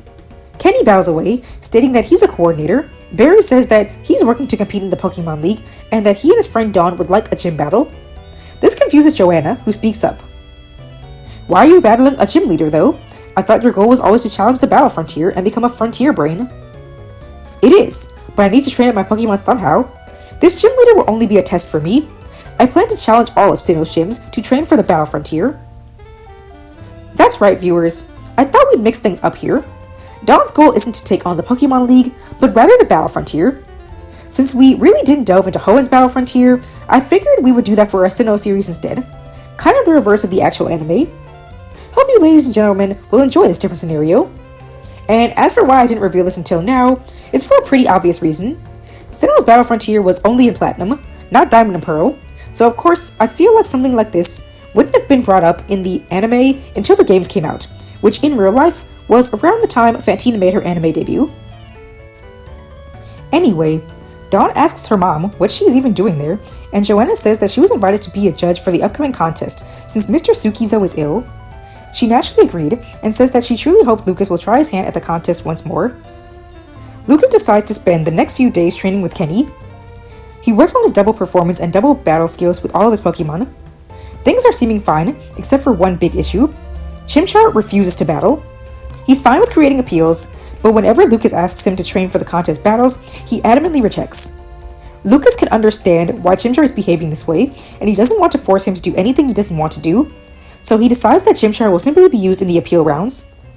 While giving his Pokemon some poffins, Lucas encounters a coordinator named Ursula. She tells him that she was watching his training from afar and views his skills as mediocre, especially his Chimchar, which refuses to battle for him. She says that he should do a better job of raising his Pokemon. This annoys Lucas, but he decides to ignore the girl and get back to training. The next day, while Lucas is still off training, Dawn has her battle against Fantina. Fantina starts off with her Gengar. Dawn decides to use Hippopotas. Barry is shocked by this choice, as Hippopotas seems to be at a disadvantage due to his lack of mobility compared to Gengar, but Dawn insists that there's no need to worry. Gengar seems to have the advantage right off the bat, using its ghostly abilities to avoid attacks easily and strike hard with its own. But Dawn gets the idea to use the Sandstorm from Sandstream to her advantage. Hippopotas digs holes around the battlefield and creates a sand tomb to completely hide from Gengar, so he can land a surprise hit with Yawn. As Gengar falls asleep, Hippopotas is now able to cleanly land several crunch attacks, which are enough to defeat the ghost. Fantina is stunned by this strength from Hippopotas and sends out her Miss Magius next. After a quick sparring, Dawn decides to switch Hippopotas out for Froslass. Miss Magius is tough, but Dawn decides to call for Hail, and Froslass's Snow Cloak ability allows her to avoid mini attacks. As Miss Magius shoots attacks blindly in the hail, Froslass can hit Ice Shard and Ominous Wind attacks. Fantina at this point has no choice but to stick to Magical Leaf since it will never miss. This is successful in dealing a lot of damage to Froslass, but the hail continues to weaken Miss Magius. So eventually, Froslass is able to launch a final speedy Ice Shard for the knockout, right as the hail clears. Fantina sends out her final Pokemon, Drifblim. Dawn decides to switch back to Hippopotas. This time Fantina is able to take complete control, lifting Hippopotas into the air with Psychic, then hitting Hypnosis while Hippopotas is powerless to dodge. She then slams Hippopotas into the ground, defeating him. Dawn sends Togetic in next, and the two get into an intense battle in the air. Despite Togetic landing a lot of hard hits, Drifblim is just too powerful, and defeats her with a combination of Will-O-Wisp and Psychic. Froslass is last for Dawn, and she immediately starts by using Hail. Drifblim tries to keep her eyes on Froslass, but she continuously vanishes into the hail and strikes several hits with Ice Shard. Fantina commands a Psychic to hold Froslass in place, but Dawn calls for Avalanche. Fantina tries to counter this attack, but Drifloon can't fight against the massive chunks of ice which slam her into the ground. Drifloon is defeated, thus giving Dawn the victory. Fantina happily gives Dawn her relic badge, despite knowing that she has no interest in gyms, saying that she deserves it. Barry battles Fantina after Dawn, and his battle turns out to be a tough one. Fantina begins with a Bayonet, a Pokemon Dawn is familiar with, having also seen it used by the Evergrande Conference winner. She warns Barry to be careful of it. Barry uses Staravia, and the battle ends up being a struggle, with Bayonet knowing Thunderbolt. Dawn recalls how the Evergrande Conference winner's Bayonet knew Thunder, a fact she took note of. Barry's Staravia is heavily weakened, but she's able to use Brave Bird to score a knockout on Bayonet.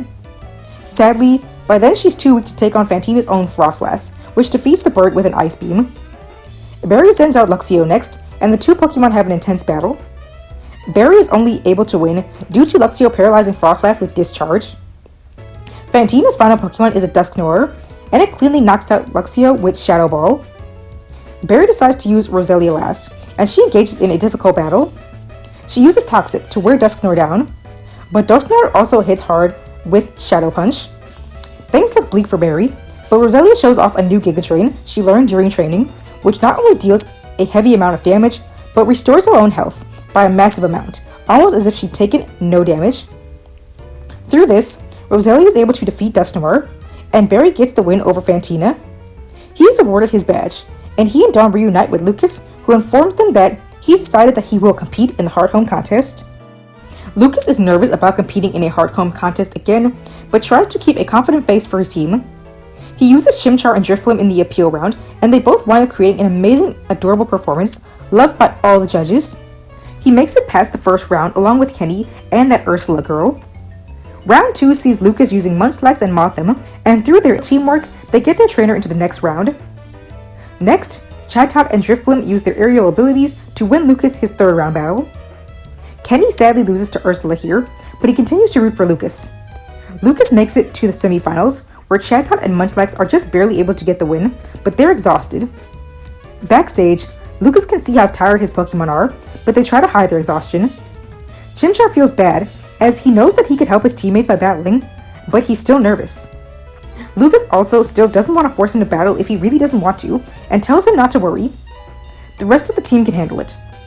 Chimchar watches from the stands with Dawn and Barry as Lucas battles Ursula in the finals. She uses her Gabite and Wormadam, while Lucas uses Drifloon and Mothim.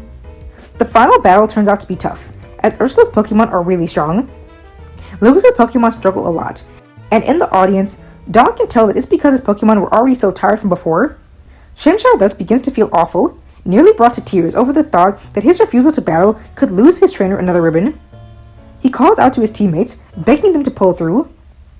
Ursula's Pokemon deal several mighty blows to Lucas's duo, but in the end, Drifloon and Mothim push themselves to their limits, not wanting to let their trainer down.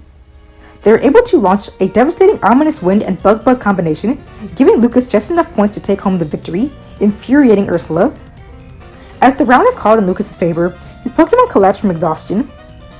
Lucas recalls and praises his Pokemon for their hard work, while Chimchar is relieved that Lucas won.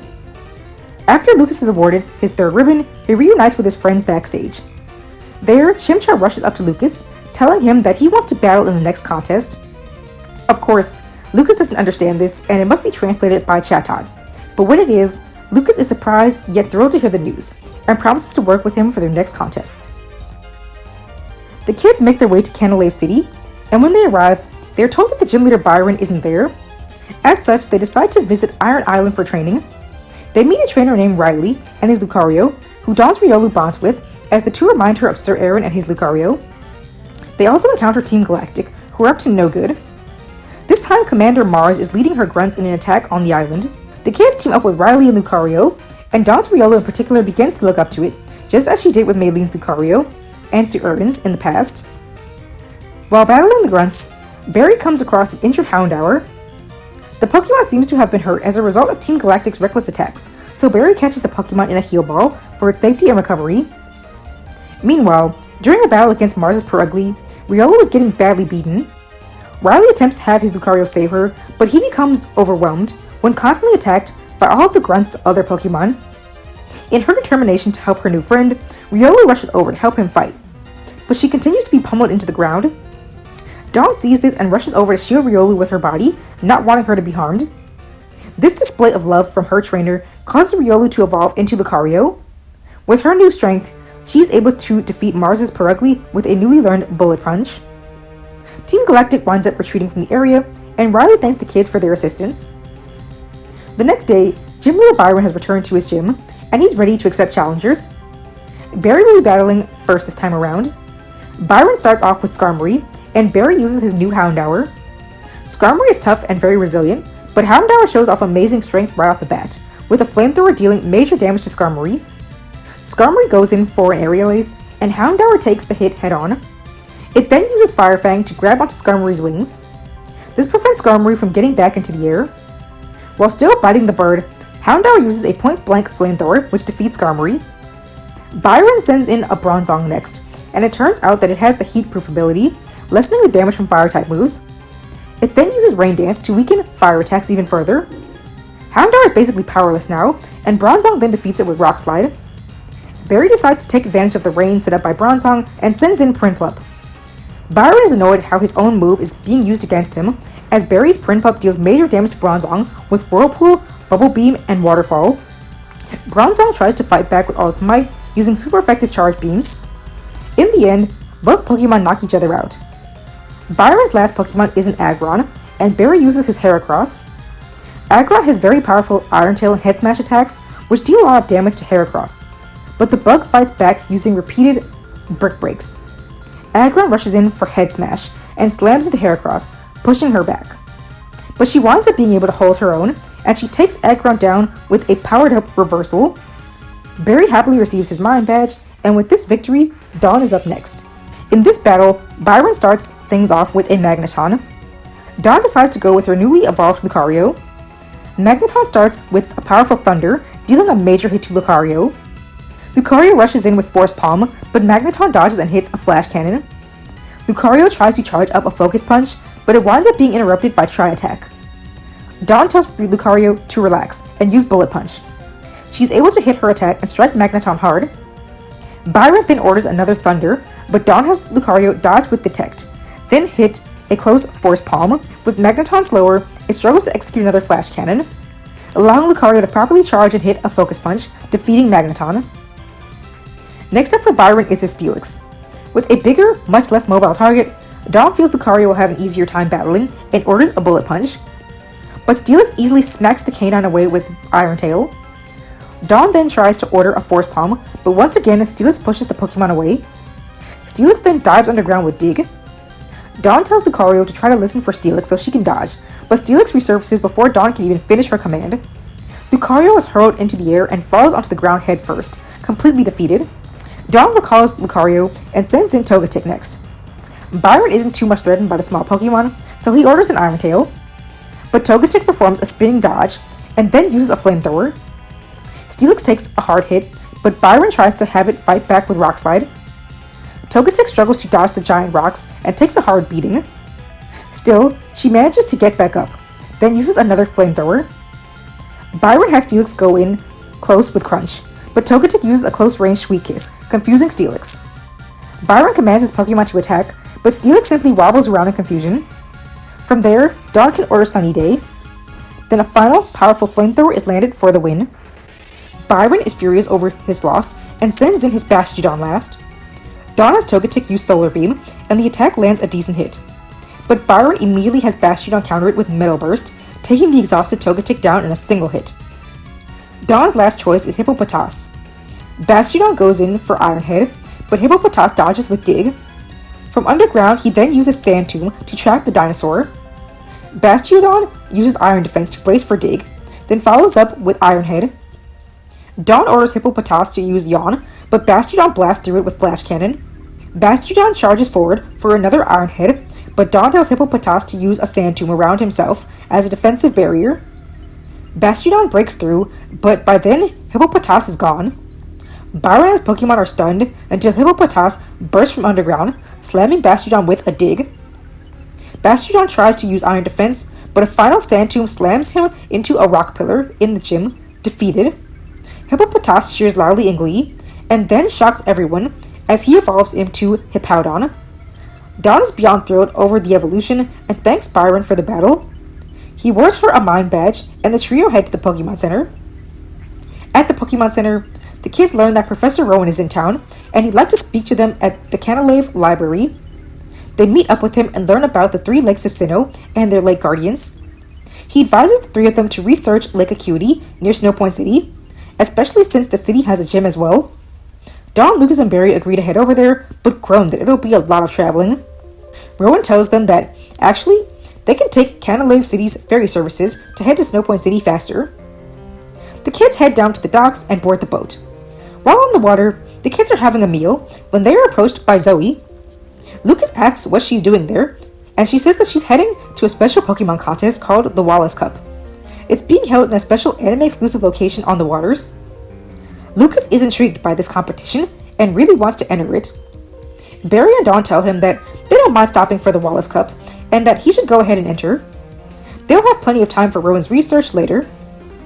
Lucas is pleased by this, and he decides that they'll tag along with Zoe to the Wallace Cup. While sailing, Zoe tells the group about the cup and what a huge spectacle it is. From this, even Dawn and Barry become excited and both want to enter.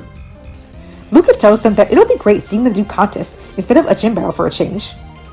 Hearing this concerns Zoe, as she doesn't really think non-coordinator should enter contests, but she refrains from saying anything about this. The group arrives to the event site and they all register. Ursula, Kenny, and Nando also appear and enter the competition. At this point, all of the main coordinators have 3 ribbons, meaning they're aiming to get their 4th, putting them one step closer to the Grand Festival. Lucas is a bit nervous to not only be going up against all of his rivals, but also Dawn and Barry. But he has confidence that he'll do well.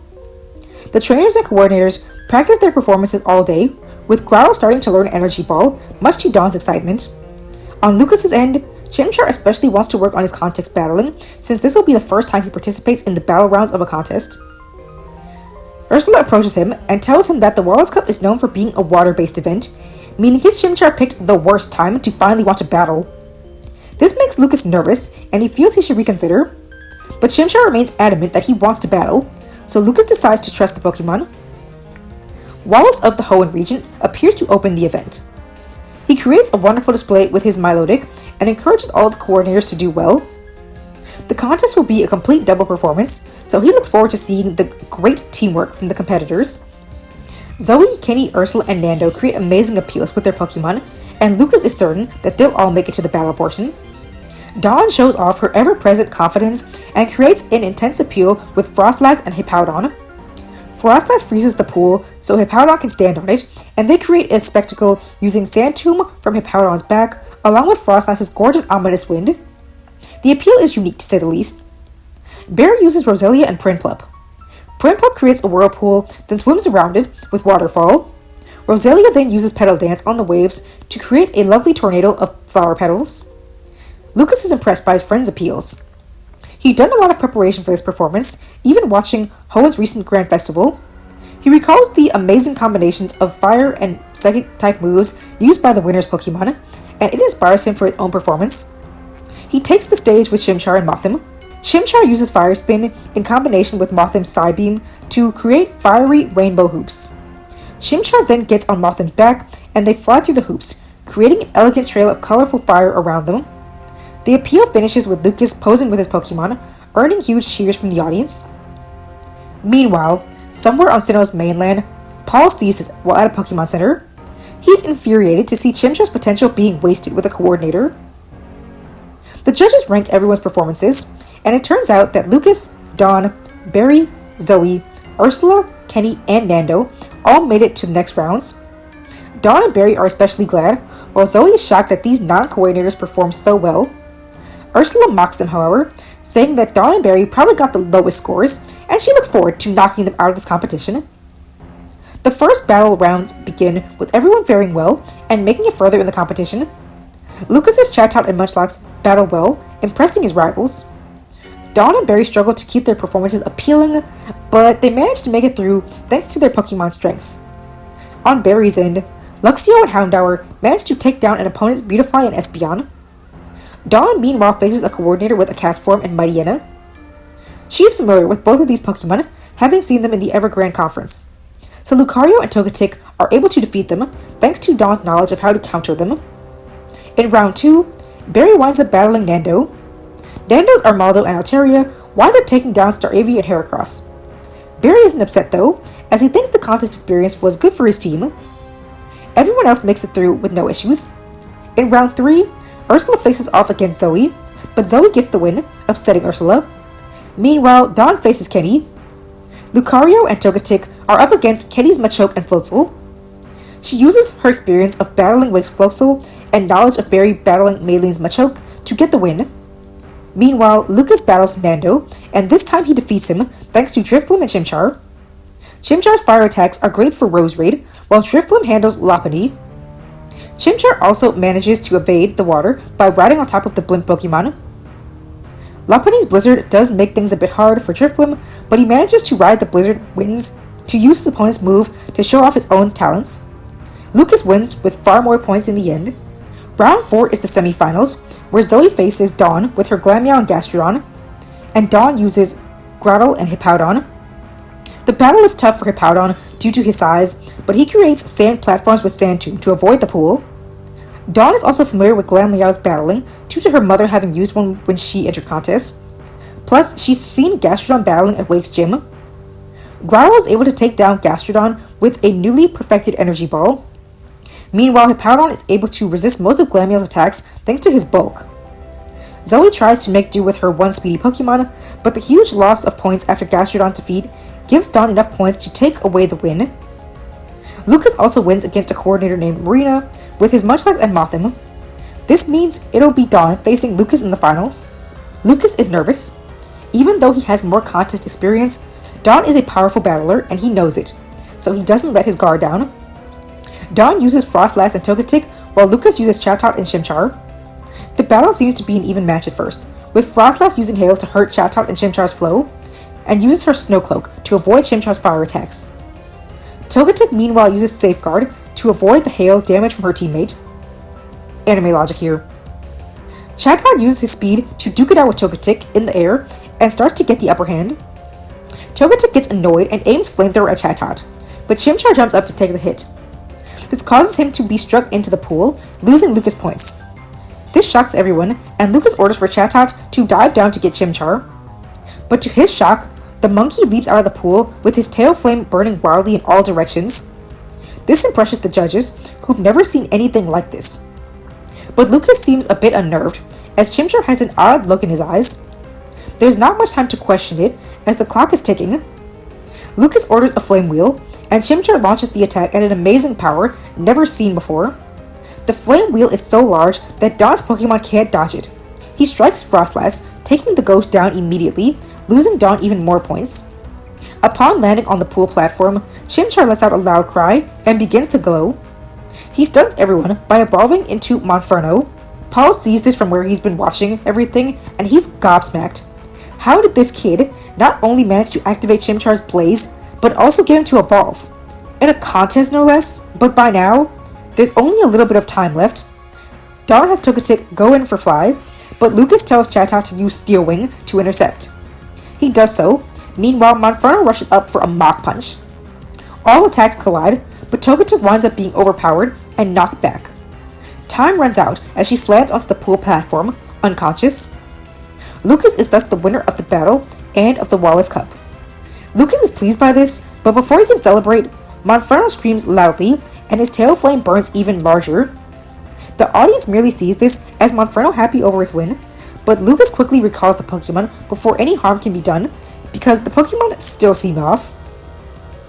Paul meanwhile recognizes that rage as the same intensity Chimchar showed back when he caught him. He's stunned that a contest of all things was able to bring that emotion out of him. Lucas is awarded the Wallace Cup ribbon by Wallace himself, and he is happy to have earned his 4th ribbon. The contest judges also give Lucas a shiny stone as a special reward. While Lucas is happy, he's a bit unnerved by what happened with Monferno. At the award ceremony, he reunites with his friends and rivals. While Dawn, Barry, Nando, Zoe, and Kenny congratulate him, Ursula tells him that he can't fool her. Monferno was out of control out there. She scolds him for battling with such a dangerous Pokemon. But Dawn and Barry tell her to leave him alone or they'll fine her. But Lucas interrupts and apologizes to Dawn, saying that he's disappointed that he ruined their battle. She tells him that she isn't upset, and being defeated in battle reminds her that she still has more work to do before she can challenge the battle frontier. Lucas still feels bad though, so he gives Dawn the shiny stone he won, and she accepts it. Lucas then vows to work more with Monferno. The kids get on the next boat heading to Snowpoint City, eager to get back to their mission from Professor Rowan. But along the way, they hear of the Pokéringer competition taking place in Squallville. This excites the kids, and they want to compete in this as well, especially since they all have flying types.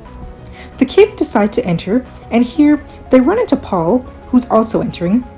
Paul confronts Lucas, telling him that he saw the Wallace Cup and Chimchar's evolution, and once again re-emphasizes how he's wasting Monferno's potential. But Barry butts in and tells Paul that he has no right to tell Lucas anything about the Pokemon since he chose to release it. He then vows to show Paul how wrong he is about raising Pokemon by defeating him in this competition. Meanwhile, Dawn has her own mission here. Before the competition begins, she tells Togetic that if she can win this competition, she'll reward her by evolving her with the shiny stone Lucas gave her. This gets the devious little egg chicken fired up to win. The first block of the Pokéringer sees all the main cast moving forward. Togetic, Chatot, and Staravia all get the hang of things quickly. Barry's focus is on Paul though, as he effortlessly beats last year's winner. In round 2, Togetic wins against a Skiploom, while Drifloom gets victory against a Skarmory. Staravia struggles against a speedy Yanmega, but she eventually overpowers it and scores the win. Round 3 sees Dawn facing Paul. Honchkrow gets the ring first, and despite Togetic trying to hit it with attack after attack, she's unable to land a hit as Honchkrow intercepts or dodges them all. Unfortunately, Honchkrow winds up getting the better of Togetic as he gets the ring to the goal at an incredible speed. This angers the little bird thing, but Dawn is so proud of her performance that after she threatens to fine Paul, she evolves Togetic into Togekiss as a reward for doing so well despite not winning. In the same round, Lucas unfortunately has the task of facing Barry. Mothim tries to get the victory by using his contest skills to keep the ring away from Staravia, but she manages to use her speed and attack power to recover the ring and bring it to the goal hook. This means Barry will be taking on Paul in the finals. Before the final round, Paul taunts Barry, telling him that he'll never win with his pathetic Pokemon. Barry ignores the other boy and tells Staravia to do her best. Honchkrow shows off his strength as he gets the ring and pummels Staravia with Night Slash and Sky Attack. But Staravia does not give up, fighting back with all her might. Honchkrow keeps up the pressure and nearly defeats Staravia as he heads to the goal ring. But as Barry calls out to her, she evolves into Staraptor.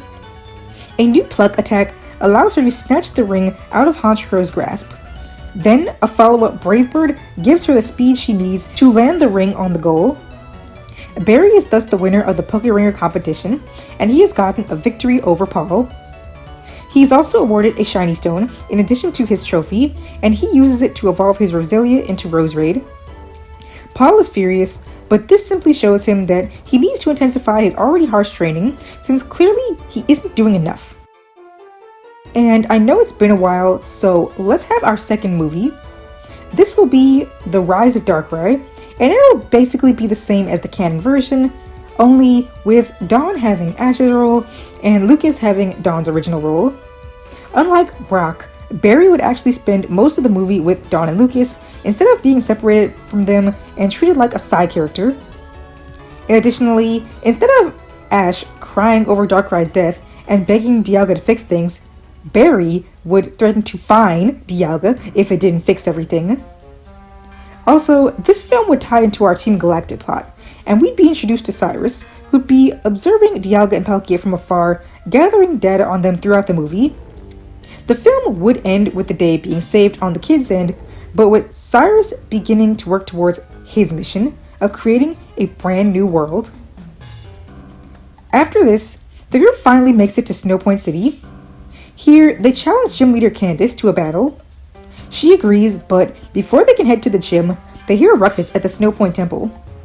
The group encounters Pokemon Hunter Jay once more, attacking the Snow Point Temple, as she wants to capture a Regigigas, which is said to be within the temple. Many of the wild Pokemon are injured during this attack, including a Weavile and Glaceon. Dawn treats the Weavile, while Lucas does so for Glaceon. Candice and the kids team up to take on Hunter Jay and her crew. Jay heads inside on her Salamence, leaving her lackeys to fight the others. Candice goes inside after her. Using all of their Pokemon, Dawn, Barry, and Lucas are able to stop Jay's crew. Weavile even fights with Dawn, while Glaceon fights for Lucas. After defeating them, they go inside the temple. Dawn and the boys eventually catch up with Candice, who is desperately trying to stop Jay from awakening Regigigas. The kids fight back against Jay's Pokemon, and being that she's so outnumbered, her Pokemon are dealing with a lot. Luxio is taking a hard beating, but Barry encourages her to push through. With a roar and the determination to win, she evolves into Luxray and learns Discharge to hit all of Jay's Pokemon at once. With this, the group has an easier time facing off against them. Eventually, the enemy Pokemon are all defeated, and Hunter Jay has no choice but to flee, failing in her mission once more. Candice thanks the kids for their assistance and agrees to battle them in the morning. As they all turn to leave, the Weavile and Glaceon stick with Dawn and Lucas, grateful for their kindness in helping them. The kids then decide to catch them, finishing off each of their teams with the ice types. Dawn battles the Snow Point gym leader first, and she surprises her challengers by informing them that this will be a 4-on-4 battle. This has Barry stunned, and he scrambles to think of which Pokemon he'll want to use. Dawn didn't expect this either, but unlike her friend, she knows exactly which Pokemon to use here. Candice starts with her Glalie, and Dawn sends out Lucario. Glalie hits hard with Ice Fang, but a Bullet Punch from Lucario does a heavy blow. Glalie tries Ice Beam, but Lucario dodges with Detect. She then hits a hard Force Palm for big damage. Candice orders Glalie to strike a big hit with Blizzard. The attack pushes Lucario back, but she powers through to charge up a Focus Punch. Candice tries to go for another Ice Beam to block the hit, but Lucario pushes forward and lands the devastating Focus Punch for the win. Candice praises Dawn on her Pokemon strength, but says that she won't lose so easily. She then sends out her Mamoswine. Lucario goes in for Bullet Punch, but Mamoswine pushes her back with Earth Power before she can even land the move. Lucario falls to the ground, so Mamoswine rushes in for a takedown. Lucario manages to dodge at the last second and hit Force Palm, but Candice orders a superpower to finish off Lucario. Dawn recalls the Jackal, praising her for her earlier victory and doing a decent amount of damage to Mamoswine. Dawn sends out her new Weavile next. Candice orders superpower, but Weavile is quick enough to dodge and hit a Brick Break. Mamoswine topples over, so Weavile takes the chance to use Ice Punch, dealing a big hit to Mamoswine. And Earth Power pushes Weavile back, but she recovers and hits another powerful Brick Break. Candice orders the Pokemon to use Ancient Power, but Weavile dodges by hiding behind the ice pillars on the battlefield. Dawn takes the chance to order a Night Slash. The move lands a critical hit, taking Mamoswine out of the battle. Candice is impressed by Dawn's skills, being able to work so well with the Pokemon she only just caught the day before. She sends in her Medicham next, a choice which confuses Dawn since it isn't an Ice type. Dawn recalls Weavile and sends in Froslass. She thinks she'll have the perfect advantage here by using a Ghost type, and she orders an Ice Shard. But Medicham's psychic powers are too strong and sends back every attack Froslass sends at her. Dawn decides that she's done playing around and uses Hail, so Froslass can use her ability to avoid attacks. But once again, it's of no use. Medicham grabs Froslass with her psychic powers and slams her to the ground. She then finishes off Froslass with a Fire Punch. Dawn is shocked that Candice kept Fire Punch a secret for so long. She then sends out Togekiss and starts with Sunny Day. Medicham goes in for Ice Punch this time, but Togekiss dodges and hits a super hard Solar Beam. Medicham grabs Togekiss with Psychic and slams her into the ground. She then goes in for Fire Punch. But at the last second, Togekiss strikes with her newest move, Sky Attack. The move sends Medicham hurtling into one of the gym ice pillars, taking her out. Candice compliments Dawn on her Togekiss's battle style. The gym leader then sends out her final Pokemon, Abomasnow. It calls upon a Hailstone thanks to its ability, but despite that, Dawn thinks she'll have an easy win and doesn't even bother using Sunny Day. She simply orders a Flamethrower, but Abomasnow shows off her strength and counters it with a Blizzard. A Blizzard so powerful that it pushes through the Flamethrower and hits Togekiss. This gets the rowdy Pokemon mad, and she charges in for a Sky Attack before Dawn can order one. This causes her to be hit with a strong Ice Punch, dealing a huge amount of damage. But while it closed, Togekiss uses a point-blank Flamethrower for big damage. Dawn prepares to command another Flamethrower, but a speedy Ice Shard finishes off Togekiss. Weavile is Dawn's final Pokemon. She goes in for Night Slash, but it's intercepted by Ice Punch. She's then hit by a powerful Wood Hammer. Dawn knows that she needs to get the upper hand, so she orders a Brick Break, aimed at Abomasnow's legs. A strong hit to the knee has the Yeti monster toppling over, which allows Weavile to hit several close Night Slashes. Abomasnow uses Blizzard to push Weavile back, but Dawn tells her Pokemon to stick its arms out and charge forward with Ice Punch. This act causes ice to build up onto Weavile's hands, and she can land an even more powerful Ice Punch for the finishing knockout. Candice is impressed by this interesting move, and Dawn says she remembered a coordinator in the Wallace Cup doing something similar with her Magmortar. Candice praises Dawn for the amazing battle and awards her with the Icicle Badge. Barry's battle is next. Candice starts with a Sneasel, and Barry surprises everyone by using his newly evolved Staraptor. Sneasel deals a lot of big hits with Icy Wind and Ice Punch, but Staraptor fights back through it all. A final clash of Ice Punch and close combat causes both Pokemon to fall, opening the gym battle with a tie.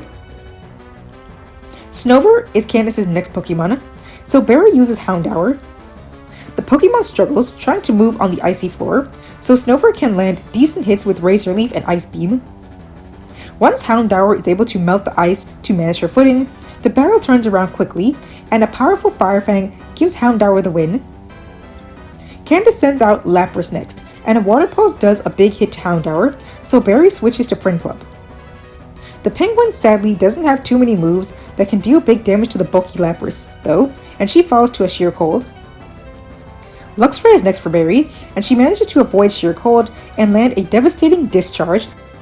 This allows her to get in close and finish off the fish with a Thunderfang. Candice's final Pokemon is her own Froslass, and she manages to take out Luxray. Houndour is brought back in as Barry's final Pokemon. Despite the type disadvantage, Houndour struggles a lot due to Frostlass's ability, but eventually, Barry tells her to listen closely to Frostlass's movements, and she manages to land a Flamethrower for big damage. Frostlass tries to go for a Water Pulse, but Houndour uses Dark Pulse to push the attack back and land a powerful hit on Frostlass, taking her down. Barry praises the canine for doing so well in the battle, and Candice awards him with his Icicle Badge. The next day, the kids go to Lake Acuity for the research Professor Rowan wanted, but they're met with Team Galactic Commander Jupiter. The woman explains that she's here for the Lake Guardian Yuxi, and she's not leaving without it. The kids immediately call out their Pokemon to face her. Jupiter, Skuntank, Bronzong, and Gastrodon take on Dawn's Grottle, Barry's Houndour, and Lucas's Glaceon. All of Jupiter's Pokemon hit hard, but the group manages to fend them off valiantly. Grottle has a type advantage against Gastrodon, but it has Blizzard to do major damage. Jupiter mocks Dawn for her weak Pokemon, and this infuriates Grottle. He knows how much his trainer prides herself on her battling skills, and he refuses to allow her to be called weak. With all of his willpower, he shakes off the pain he's in and roars loudly. Then he begins glowing, shocking everyone. Within seconds, he emerges from the light as a Torterra, sending Jupiter into a panic. Torterra uses a now much more powerful energy ball to take down Gastrodon easily. From there, Houndour also makes quick work of Bronzong, while Glaceon freezes Skuntank nearly solid. Jupiter recalls all of her Pokemon.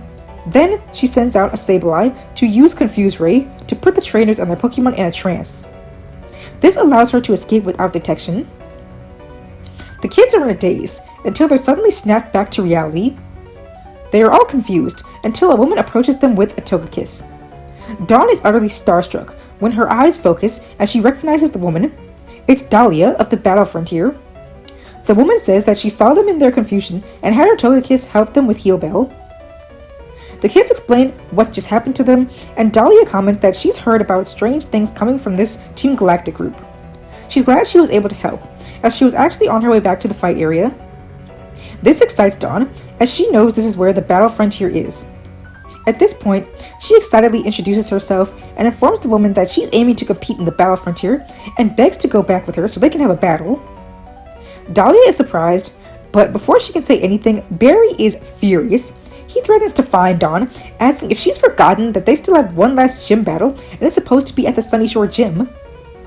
Dawn yells back that he doesn't have to yell, but she quietly admits that she forgot.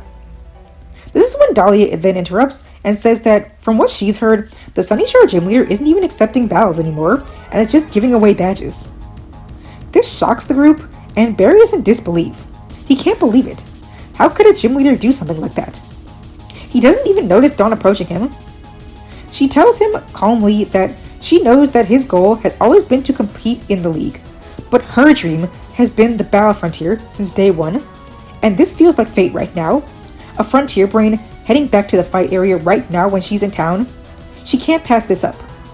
Besides, the only reason she would have gone to Sunyshore would have been for a gym battle, but that apparently won't even be possible. So there's really no point in making that long journey when she could be making the next step in her goal. While sad, Barry and Lucas understand where she's coming from. She's been waiting for this day for ages, and knows it wouldn't be fair to hold her back from her dream. As such, Barry tells her that he supposes this is where they split up. He wishes her well, and tells her that the next time they talk to each other, she better be on the path to becoming a Frontier Brain. Otherwise, he'll fine her. Dawn smiles, thanking the boys for their understanding, and tells them that likewise, she expects to hear of their next accomplishments the next time they meet, and if not, they can both expect a fine. With that, Dawn and Dahlia head back to Snowpoint City so they can take the boat over to the fight area. Lucas meanwhile asks Barry what they're going to do now. Just head to Sunyshore and take a badge? Barry is still upset about this news, but really wants to check out the situation. Who knows? Maybe it's all just a big misunderstanding. So the two decide to make their way onward. Meanwhile, we see a scene of Cyrus working on the Galactic bomb with his underlings and making plans to create the Red Chain. Dawn has made her way to the Battle Frontier, and she's in awe. As she stands in the center of the fight area, she has no clue where to even begin. There are 5 different battle facilities, and she knows them all like the back of her hand, having researched them for years before she began traveling. Dahlia is impressed by Dawn's knowledge and asks what she plans to do first. Dawn says that she feels it only makes sense to challenge her first, doesn't it? Dahlia asks if she's sure. After all, the Battle Arcade is not the easiest facility to challenge. But Dawn says that she isn't looking for an easy time. She wants a tough battle. This is what she's trained for from the start. And to that, who is Dahlia to deny the challenger? She and Dawn thus make their way to the Battle Arcade. But before they can even take one step, a voice calls out to Dahlia, telling her that he wants a battle after that annoying girl has hers. Dawn and Dahlia turn around, and Dawn is stunned to see Paul standing before her. Dawn asks Paul what he's doing there, and Paul informs her that one of his goals has always been to take on Sinnoh's Battle Frontier. And since that Sunyshore gym leader wasn't accepting challengers, he decided to take on the Battle Frontier as training before the league. This shocks Dawn, but also gets her fired up, and she tells him that she'll surely beat all the Frontier Brains before he does. Unfortunately for her, he reveals that he's already gotten 3 Silver Prints, and just needs 1 more before he can challenge the final Battle Tower. This infuriates Dawn, and she tells him that this doesn't matter, and she can easily catch up to him. She then demands for Dahlia to battle her right away. Dahlia is confused by the outburst, but tells Paul that she'll surely battle him after she faces Dawn, and the boy agrees to the terms. Dawn then grabs Dahlia and yanks her away, muttering something about fines. Dawn tries to push that annoying situation out of her brain and focus on the good as she enters the Battle Arcade. She can't believe she's finally here, after all this time. Everything she's worked so hard toward will now be put to the test. Even though Dawn insists that she is aware of how the Battle Arcade functions, Dahlia explains the rules for her, just for the sake of it. They will have 3 one-on-one battles, and whoever gets 2 wins first will win. Before each battle begins, the challenger will play a roulette. The roulette can have any effect, from giving certain Pokemon on the field a status condition or creating a weather effect. Dawn tells Dahlia that she's researched the Battle Arcade roulette for years, and she's certain that she'll be able to get the results which best benefit her. Dahlia tells her that they'll have to see about that. The Frontier Brain makes her first move, sending out her Blaziken. Dawn meets this matchup with her Togekiss, and with that, Dahlia allows her to play the first game board. Dawn is excited. She's got a perfect type matchup. All she needs is an extra benefit from the board. Unfortunately, Dawn's roulette winds up making things more difficult for her immediately as it lands on sunny weather. This isn't the best, since Blaziken's fire-type attacks will now do far more damage. Dahlia takes advantage of this right away, ordering numerous powerful attacks like Overheat and Fire Punch. Togekiss becomes annoyed at being overpowered and, as usual, begins to lose her cool. But Dawn stops her before she can even go out of control. Dawn tells Togekiss that there's no need to worry and tells her that she needs to relax. They need to stay calm if they're going to win this. From this, Togekiss decides to relax and instead of losing her cool, keeps calm this time and listens to Dawn's commands. Working together, they manage to analyze Blaziken's battling style to deal some big hits to it. Dahlia is impressed by this, but has Blaziken use Superpower. But Togekiss spins around with Air Slash to keep it back. As Blaziken flinches, Togekiss uses the prime opportunity to use a massive Sky Attack, giving her the win. Dawn is thrilled over this win, but recognizes just how difficult that battle was and how close she was to losing. But she thinks she can manage one more win. Dahlia congratulates Dawn on her win and expresses her surprise at Togekiss's aggressive nature, but applauds her on being able to keep the Pokemon calm and turn things around. She then sends out her next Pokemon, which is Dusknoir. Dawn has experience seeing this Pokemon from Fantina's gym when Barry battled against her, so she thinks everything should go well. She sends in Weavile as a perfect counter, but once again, things do not go well as a result of the roulette game, as it lands on Trick Room. Dawn initially isn't aware of what Trick Room does exactly, but she soon finds out. As Weavile tries to land numerous attacks, Dusknoir dodges them all and strikes back perfectly with Rock Smash. This is when Dahlia informs her that Trick Room causes naturally slow Pokemon to move much faster, and vice versa. So once again, Dawn's spin has inadvertently given Dahlia an advantage. Obviously this is not good, and indeed, Dusknoir manages to evade all of Weavile's moves. Dawn tries to find a way around this, but a Focus Blast overpowers Weavile's Dark Pulse and takes her down. Dawn is utterly distraught to see how easily Weavile was overpowered. She thought she was prepared for this after all those gym battles and tournaments and contests she entered. Was it really not enough? Dahlia reminds Dawn that everything is tied now. She needs to win this next battle if she wants to get the silver print. The woman then smirks as she sends out her final Pokemon. It's Ludicolo. Dawn thinks carefully about this next decision. In the end, she decides to go with Froslass. Now it's up to the roulette. Dawn plays the game and finally gets something in her favor, Hail Weather. This hypes Dawn back up and she gets right back into the battle. Froslass immediately takes control, landing many powerful attacks. Dawn confidently says that there's no way Froslass can lose this. But Dahlia responds to this by laughing, stating that she was just having fun before, but now it's time to get serious. She has Ludicolo use Rain Dance, removing the hail and utterly destroying the small advantage Dawn had. This annoys Dawn, and she begins threatening to fine Dahlia, but the woman ignores her and continues with the battle. Ludicolo is turning things around quickly, hitting hard with Surf and Water Pulse. Froslass is almost down, and Dawn begs for her to pull through. Suddenly, the Rain Dance clouds begin sparkling with electricity. Froslass sees this, and using her ghostly abilities, she takes control of the electricity. Out of nowhere, a massive bolt of lightning is fired from the clouds. Dahlia tells Ludicolo to dodge, and the pineapple bird runs quickly to avoid the attack. However, the lightning bolt follows behind the Pokemon and strikes regardless, dealing a massive hit to Ludicolo. Dahlia is stunned by this, but she recognizes that the move was Thunder. Ludicolo is halted, and now is Dawn's chance. She calls for Ominous Wind. Ludicolo tries to block the move with Surf, but Ominous Wind pushes through to disperse the water. A second Thunder finally defeats Ludicolo. Dawn thus wins her first frontier battle and earns her silver print. The girl cheers with glee over her win, hugging her tired Froslass.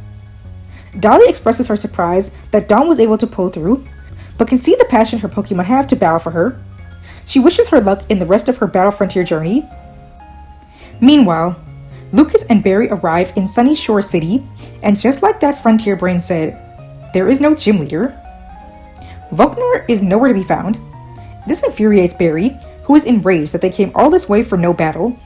Barry begins screaming that he's going to find this gym leader if he ever sees him, but a tall figure approaches him. Barry can't believe it. It's Flint of the Elite Four. Flint tells Barry that Gym Leader Volkner is a good friend of his. He's been trying to get him back into his gym leader role, but the man says gym battles just don't interest him anymore because the challengers these days are just too weak. Flint has been trying to find some way to encourage him to return to them, but he's refused every request. This angers Barry, and he demands to speak to the man. Flint brings him over to where Volkner is looking out onto the beach. Barry gives the gym leader an earful as soon as he sees him, demanding he give him a battle lest he be fined. Volkner refuses, telling him that if he wants a badge so badly, to just get one from in front of the gym. The blonde boy yells that he doesn't just want a badge, he wants a battle, and he asks what he needs to do to convince Volkner to give him one. Lucas helps Barry in his begging, and this gives Flint an idea. He and Volkner will have a tag battle with Barry and Lucas, and if the trainers can win, Volkner should agree to a gym battle. Volkner decides to go along with it, knowing that there's no chance these kids will be able to beat them. Flint and Volkner send out their Flareon and Jolteon. Barry and Lucas go with Prinplup and Monferno. Flint and Volkner show off impressive teamwork right off the bat, with Jolteon dealing quick hits to Prinplup while Monferno becomes overwhelmed by dig attacks from Flareon. Lucas suggests to Barry that they use some contest skills, and this leans the battle more in their favor. Prinplup is able to trap Flareon with Whirlpool, then Monferno does the same to Jolteon with Fire Spin. Prinplup tosses the Whirlpool at the Fire Spin vortex, causing a cloud of steam to shroud the battlefield. With the evolutions unable to see, a Waterfall from Prinplup and a Mach Punch from Monferno deal even larger hits. The impressive combination actually causes Volkner to pay more attention to the battle. The gym leader and Elite Four members continue to battle their hardest, and they begin to overpower the boys. A strong Thunder deals a massive hit to Prinplup, causing her to nearly fall over. Volkner then scolds Barry, telling him that he knew he was just another weak trainer. This infuriates Barry and Prinplup, who, in her desperation to win for her trainer's honor, stands back up. She's then enveloped in a bright light and evolved into Empoleon. Everyone is shocked by this, but Flint and Volkner have their Pokemon retaliate. In the end, a newly learned Hydro Cannon finishes off Jolteon, but Flareon's Fire Blast is enough to finish off the weakened Empoleon. This upsets Barry, but before Lucas can try to think of a way to beat the Elite Four member, Volkner ends the battle. He says that Barry has proven himself a worthy challenger, as clearly his Pokemon have an incredible passion for battle. He agrees to have a gym battle with the boy the following day. Barry thanks Volkner, Flint, and Lucas, and says that he knows he'll be able to defeat him in a proper match. Back to Dawn, she's at the Pokemon Center, allowing Froslass, Weavile, and Togekiss to rest up. She's happy over having been able to pull out a win over Dahlia, but also nervous. After all, she hates to admit it, but she mostly won through luck, and she hates the idea of winning through luck. She needs to do better in her next battle, otherwise she'll never make it to the top. While trying to figure out which facility to challenge next, she's approached by a man, and she recognizes him all too well. It's Palmer, the strongest frontier brain, the Tower Tycoon. Dawn is of course familiar with him, as he's Barry's father, so she'd seen him a few times as a child. The man is happy to see her, but also surprised. Last he'd heard from Barry, they were traveling together and collecting gym badges. Dawn explains the situation and how she's decided to begin her Battle Frontier mission sooner than anticipated, but she actually did well in her first challenge and won a silver print. This impresses Palmer, who says that he looks forward to seeing how she does against the other Frontier Brains, since they're all pretty strong. The duo are then approached by Paul, much to Dawn's annoyance. Palmer asks if he's a friend of hers, but she ignores that. Instead, she asks Paul how his last battle went and if he got another print. He confirms that he did, meaning that he's actually able to challenge Palmer. The Tycoon compliments Paul on his accomplishments and says that he looks forward to taking him on. But it won't be able to happen now, since he has some things to attend to. before walking off. After the man has left, Paul says that he'll crush Palmer the same way he did to his pathetic son. This infuriates Dawn, and she proclaims that after she gets all of her prints, she'll battle and defeat him. Paul initially refuses, but Dawn then taunts him, asking why he's so afraid to face her, saying that he must be the one getting weaker if he's too cowardly to battle her weak Pokemon. This gets under Paul's skin, and he agrees to wipe the floor with Dawn after she gets her prints, if she so desires. Once Dawn's Pokemon are healed, she decides that the Battle Castle should be next. She makes her way over to the building, where she meets Lady Caitlin, the princess of the castle. The young girl asks if Dawn is there for a battle, and of course she responds that she is. Caitlin informs her that if she's ready, she can head down the hall. She'll find a battlefield, and there she'll face Castle Valet Derek. Dawn says that she's more than ready and prepares to run down the hall, but Caitlin stops her. She says that she can only bring 2 Pokemon with her, and she must choose the 2 she wishes to use now, and leave the rest with Caitlin. Those are the rules of the Battle Castle. Though Dawn already knew the rules, it's unnerving to have to select her Pokemon without even knowing what Pokemon the Frontier Brain will have. Even gym battles gave her more freedom than this, but Dawn is ready for the challenge. She knows this is the pinnacle of Pokemon battling. She grabs her 2 chosen teammates and leaves the rest with Caitlin, ready for the challenge. Dawn steps onto the battlefield, where Derek is waiting for her. Dawn tells him that she has her 2 Pokemon, and is ready and eager to get started. Derek interrupts her though, and asks how many castle points she has. This confuses Dawn, and the castle valet rolls his eyes. Clearly no one explained to her how this works. Castle points are obtained by battling lower ranked trainers in the castle, so either she just ignored that and ran to challenge him, or she thought she was strong enough to beat him without castle points. Dawn scolds herself for forgetting about this aspect of the battle castle, but quickly decides that she doesn't need them. She's more than ready to face Derek. The valet replies that he'll be the judge of that. Since she's foregone the opportunity to use castle points, he'll just make use of his. Now, Dawn is nervous, but she tries not to show it. Her Battle Arcade match was largely in her opponent's favor for the entire match. Now it looks like the same thing will be happening here, but she has faith in her chosen Pokemon and is prepared for this. Derek decides to use his castle points to reveal Dawn's team, and it turns out that she chose to use Lucario and Hippowdon. From this, he knows which Pokemon he'll use, and he also decides to make this a double battle. This now upsets Dawn, as she wasn't prepared for a double battle, and really doesn't have too much experience with him. She's only really battled this way in the Wallace Cup. Still, she has no choice now. Dawn sends out Hippowdon and Lucario, while Dara goes with Staraptor and Gallade. This actually makes Dawn a bit more comfortable. She's familiar with watching how Staraptor battles from berries, and Gallade she's actually seen battle in reruns of the recent Hoenn Grand Festival. She thinks she might have a better chance now. The battle then gets underway. As soon as Hippowdon lands on the battlefield, a sandstorm begins brewing. Right off the bat, this throws off Derek's Pokemon, as they struggle to see within the sandstorm. Hippowdon digs underground, but Gallade uses his psychic powers to track the Hippo and avoid the attack. The duo continue to show great teamwork. Gallade rushes in with Leaf Blade against Hippowdon. The massive Hippo is far too slow to dodge, so Dawn tries to have Lucario get in front and hit Gallade with Focus Punch. But Staraptor dives down to carry Gallade through the air above Lucario, and then releases him to land the super effective hit. Hippowdon is hurt, but strikes back with Stone Edge against Staraptor. But the bird dodges with Double Team. One of the duplicates then hits a hard Brave Bird. Lucario tries to intervene, but Gallade hits her with Vacuum Wave. Dawn is struggling, and her Pokemon are being overpowered. But she thinks back to the last time she had a double battle, the Wallace Cup. Then it comes to her. Of course, she can try to win this with combination attacks. She tells Lucario to go after Staraptor, though Dark doesn't see this as a threat, and simply orders Double Team. Gallade fires off Psycho Cut, but Lucario dodges the hits with Detect. She then uses her aura to sense out the real Staraptor. Upon finding it, Lucario lunges to it.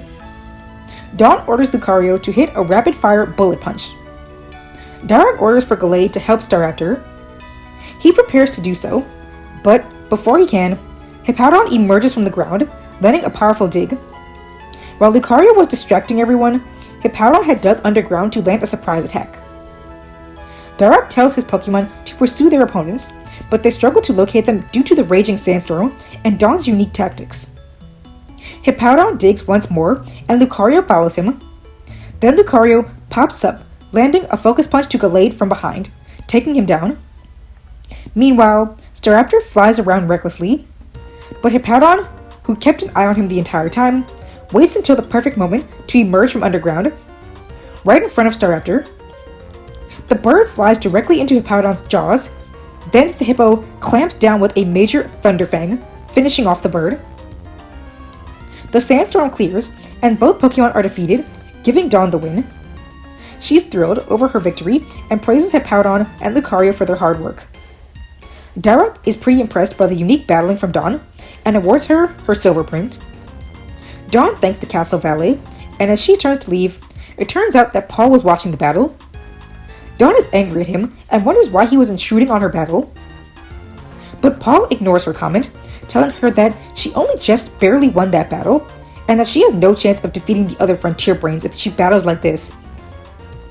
Dawn argues back that he has no need to worry about her battling, and that he should just wait for their battle. In Sunyshore City, Barry finally has his gym match against Volkner. Volkner expresses excitement over having another gym battle, and tells Barry that he hopes for a good match. Barry tells him that he'll be sure to make it an unforgettable one. Volkner starts out with his Jolteon, so Barry uses Houndour. Despite having just seen the Pokemon battle, Volkner pulls out a few new tricks, not only using Rain Dance to weaken Houndour's fire-type moves, but also hitting with strong thunder attacks.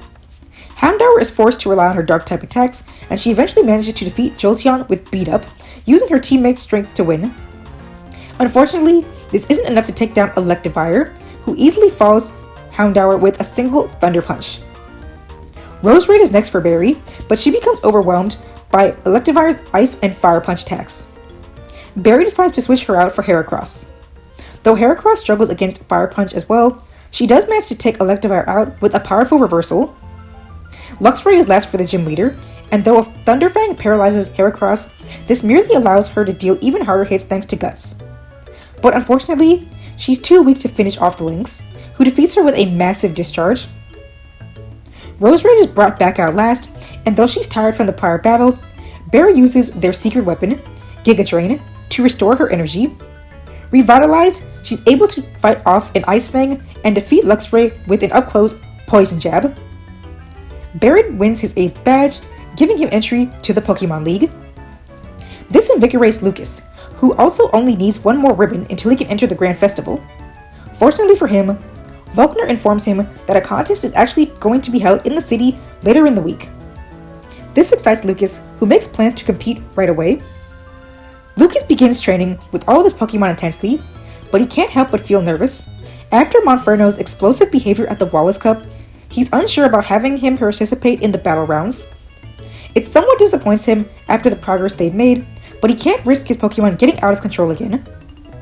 As such, Lucas informs Monferno that he feels it would be best for him to skip out on the battle rounds this time. This upsets the monkey, and he blames himself for this, but after what happened last time, he doesn't want to disappoint his trainer again. So when the day of the contest arrives, Monferno creates the most amazing appeal that he can, and his skills are enough to bring Lucas into the next round. The rest of the contest goes by smoothly, with Munchlax, Mothim, Drifblim, and Chatot defeating many opponents. Lucas decides to use Glaceon in the final round, where he's facing a coordinator named Tyler. Tyler uses a Piplup, who he calls Pippi. The battle between the two is surprisingly challenging, as Pippi has an advanced level of elegance, along with adorable moves. However, Glaceon manages to turn things in her favor, as she freezes Pippi's water-type attacks in order to show off her own beauty and skill. When time runs out, the scores are close, but ultimately, it's Lucas who gets the win. Lucas praises Glaceon for her hard work in winning her first contest and his final ribbon. Lucas and Barry reunite and discuss what their next move should be. But suddenly, they notice a group of Team Galactic runs causing trouble. The boys go to confront them, but they shockingly state that they actually came to beg the local gym leader for help. Their leader, Cyrus, is planning something so crazy that even they became afraid. The man needs to be stopped, and now. Barry and Lucas are both confused and terrified, so they ask the grunts to explain everything. Back at the fight area, Dawn is ready to take on the battle hall. As she arrives, Paul is training nearby. He tells her that Hall Matron Argenta and her challenge are no joke, and that Dawn has no hope of defeating her with her weak Pokemon, even though it was barely a challenge for him. This absolutely infuriates Dawn, and she rushes in for the battle.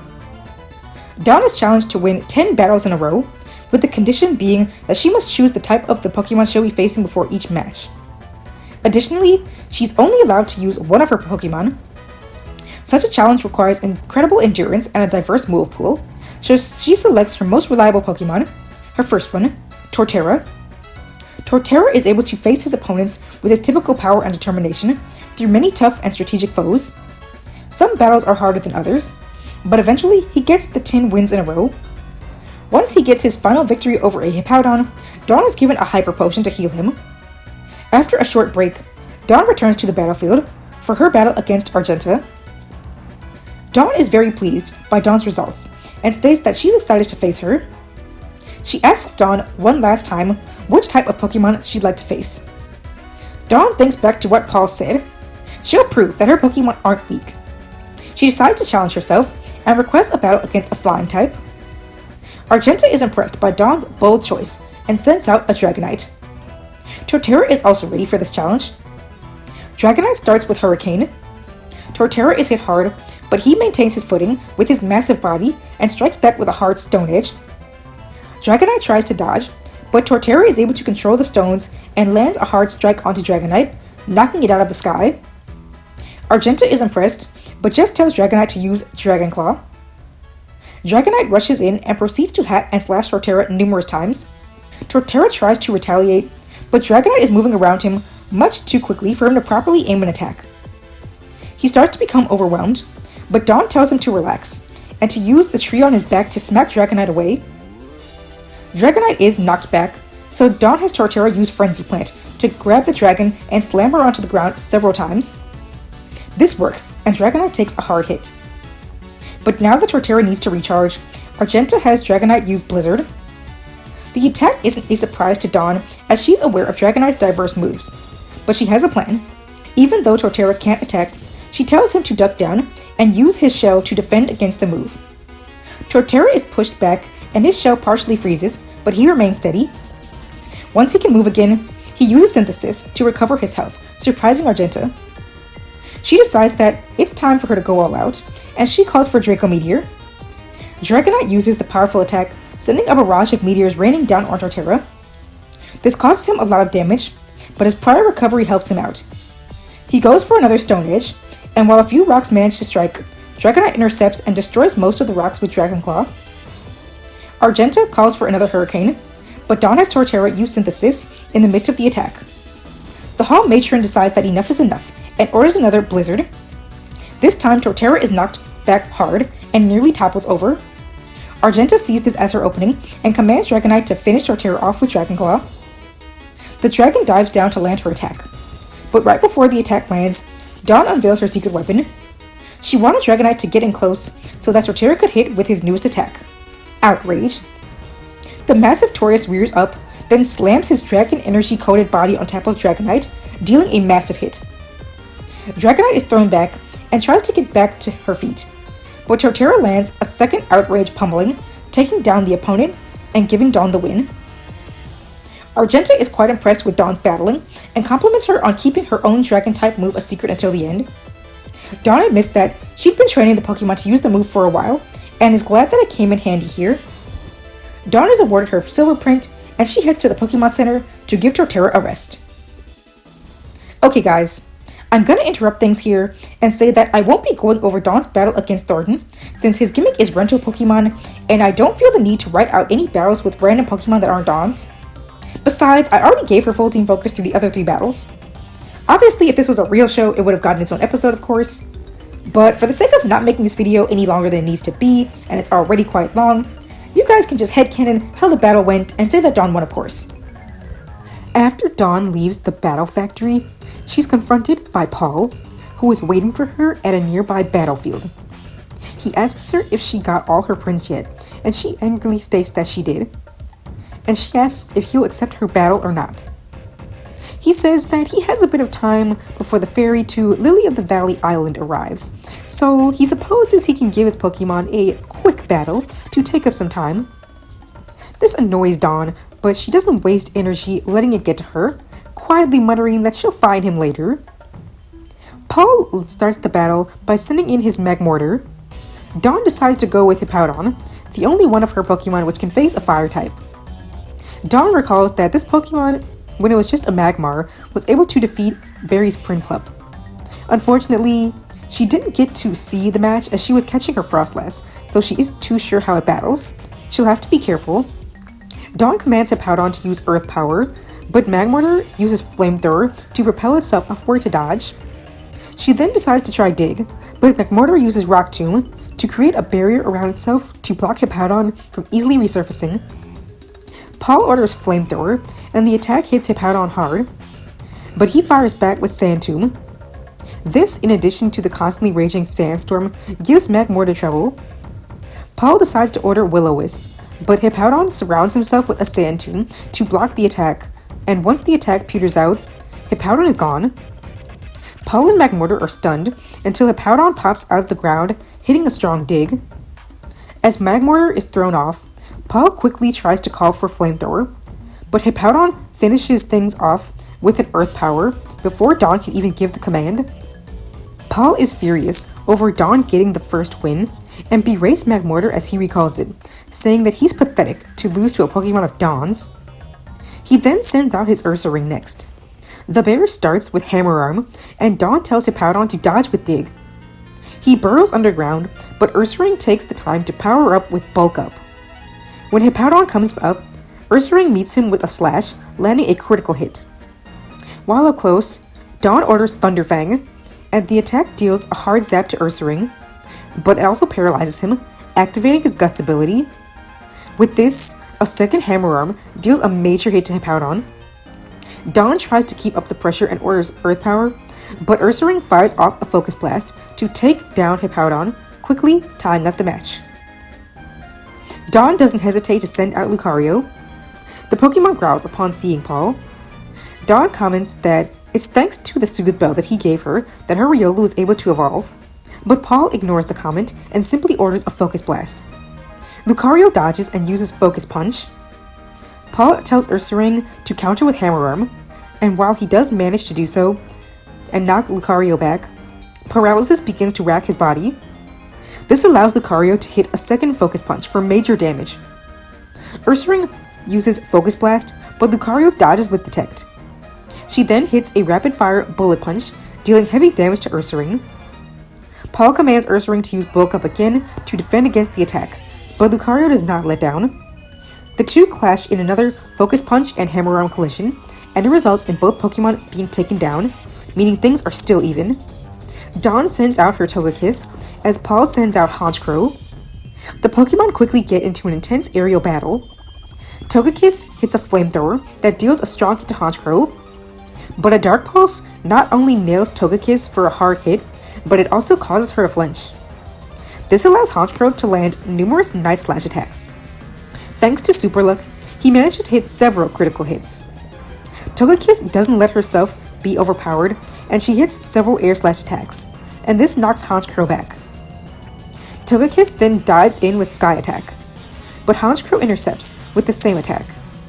However, to Paul's shock, Togekiss pushes through to send Honchkrow to the ground. He quickly gets back up and uses another Dark Pulse, but Dawn has Togekiss use her contest skills to gracefully dodge, and hit back with a strong Flamethrower. Paul is annoyed and tells Honchkrow to use Aerial Ace. The Crow dives in, but Togekiss uses a spinning Air Slash to disorient Honchkrow and keep him away. Dawn then has her use Sky Attack, and this nails Honchkrow for a hard knockout. Paul is annoyed at yet another loss and decides to send in Electivire. Dawn is surprised to see Electabuzz has evolved and considers switching, but Togekiss refuses to exit the battle. As such, Dawn commands Solar Beam. Electivire blocks the attack with Protect. Irritated, but still calm, Togekiss awaits Dawn's command for a Sky Attack, and she dives forward with the move. But Paul has Electivire use Thunder. The powerful electric attack blasts into Togekiss and defeats her before she can even get near Electivire. Dawn can see Electivire's strength and sends in Torterra, but Paul switches into a Gliscor. Dawn has never seen this Pokemon before, so she'll have to be careful. Gliscor uses Aerial Ace to land a strong hit, but Torterra hits Cut, while Gliscor is up close, landing a hard critical hit. Gliscor uses Fire Fang, dealing a painful burn, but Torterra fights back by launching numerous Energy Ball attacks, which actually land some pretty hard hits against Gliscor. Paul tells his Gliscor to use Stone Edge, but Dawn's Torterra intercepts with the same attack. Gliscor switches back to Fire Fang, but Torterra flings the Pokemon away with Frenzy Plant before the attack can land. Paul uses this opening to have Gliscor hit Aerial Ace again. Gliscor strikes, but Torterra uses an up-close Outrage to slam Gliscor, rendering him unable to battle. Dawn is happy until the burn devastates the exhausted Torterra, causing her to quickly recall him. Hariyama is next for Paul, while Dawn uses Froslass. Despite Froslass having an advantage due to her ghost typing, Hariyama has strong moves like Knockoff, Fire Punch, and Rock Tomb. Frostlass's Ominous Wind helps to disorient Hariyama, while Hail causes him damage throughout the battle. But Hariyama is not a pushover and can handle the ghost typing well due to his bulk. Dawn tries to have Frostlass overwhelm Hariyama with Hail and Snow Warning, but Paul manages to lure Frostlass out of hiding so he can hit a major knockoff. From there, his Rock Tomb is enough to take her down. Dawn brings Weavile to the battlefield, and even though she has a type disadvantage, her natural ability allows her to get a speed advantage. Her Ice Punch intercepts a Rock Smash, and this freezes Hariyama's hand. With this distraction, Weavile uses Dark Pulse, causing Hariyama to flinch. At this moment, Weavile rushes in to land a devastating Aerial Ace, taking the fighting type down. But as expected, Electivire is brought back into the battle quickly to finish off Weavile with a single Brick Break. Now it's just Electivire versus Torterra to finish things off. Torterra is a bit tired from his earlier battle, but Electivire didn't take too much damage in his earlier matches, so he fares better. Brick Break meets Cut, while Ice Punch fends off Frenzy Plant. In the end, Electivire uses a major Ice Punch, while Torterra uses Outrage. The clash creates a huge explosion, and when the smoke clears, Torterra falls. Paul smirks, but Electivire hits the ground soon after, stunning him, as the battle is a tie. Paul is in utter shock at how Dawn's Pokemon fared against him, with many of his heavy hitters being taken down. While Dawn would have preferred a win, she's pleased that it wasn't an outright loss, and that she was able to prove her strength to Paul. Paul walks off in anger, very certain that he'll need to do some extreme training before the Lily of the Valley conference. As he leaves, Palmer approaches the two and congratulates both on the great battle, but Paul just ignores him and keeps walking, surprising the Tower Tycoon. Ignoring Paul's rudeness, Dawn thanks Palmer and says that she always knew her Pokemon were strong enough for any challenge, and now she's ready to face him. It's always been her dream to defeat him and to become a Frontier Brain. Palmer compliments her on how passionate she is about her dream, and Dawn says that she's always wanted to put her full passion into her goals, unlike certain other trainers. Palmer asks who she means, and she explains that she's talking about the recent Evergrande Conference winner, May, the unexpected prodigy trainer and daughter of gym leader Norman. She defeated the audience favorite Katie in the Pokemon League finals, and then had the nerve to turn down the opportunity to take on the Elite Four.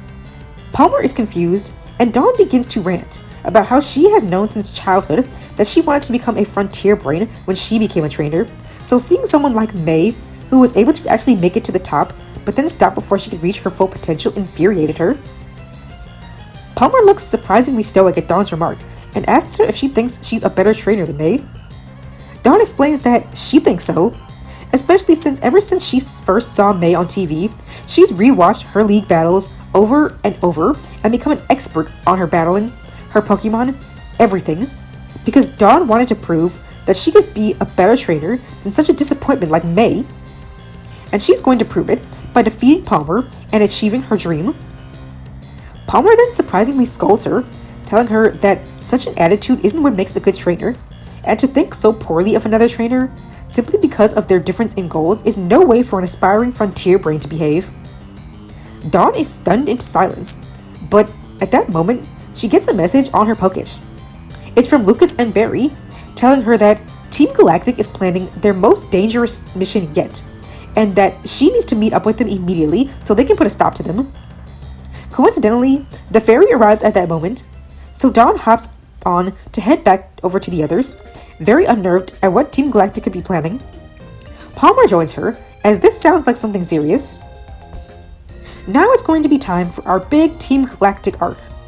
Just like with the Hoenn Saga, this arc is going to be a summary since it would take way too long to go over everything in detail. This arc will be called Episode Distortion. Things would begin with the main trio having temporarily united before splitting up across the 3 lakes of Sinnoh, with 1 episode for each trainer. Dawn would go to Lake Valor, Barry would go to Lake Acuity, and Lucas would go to Lake Verity.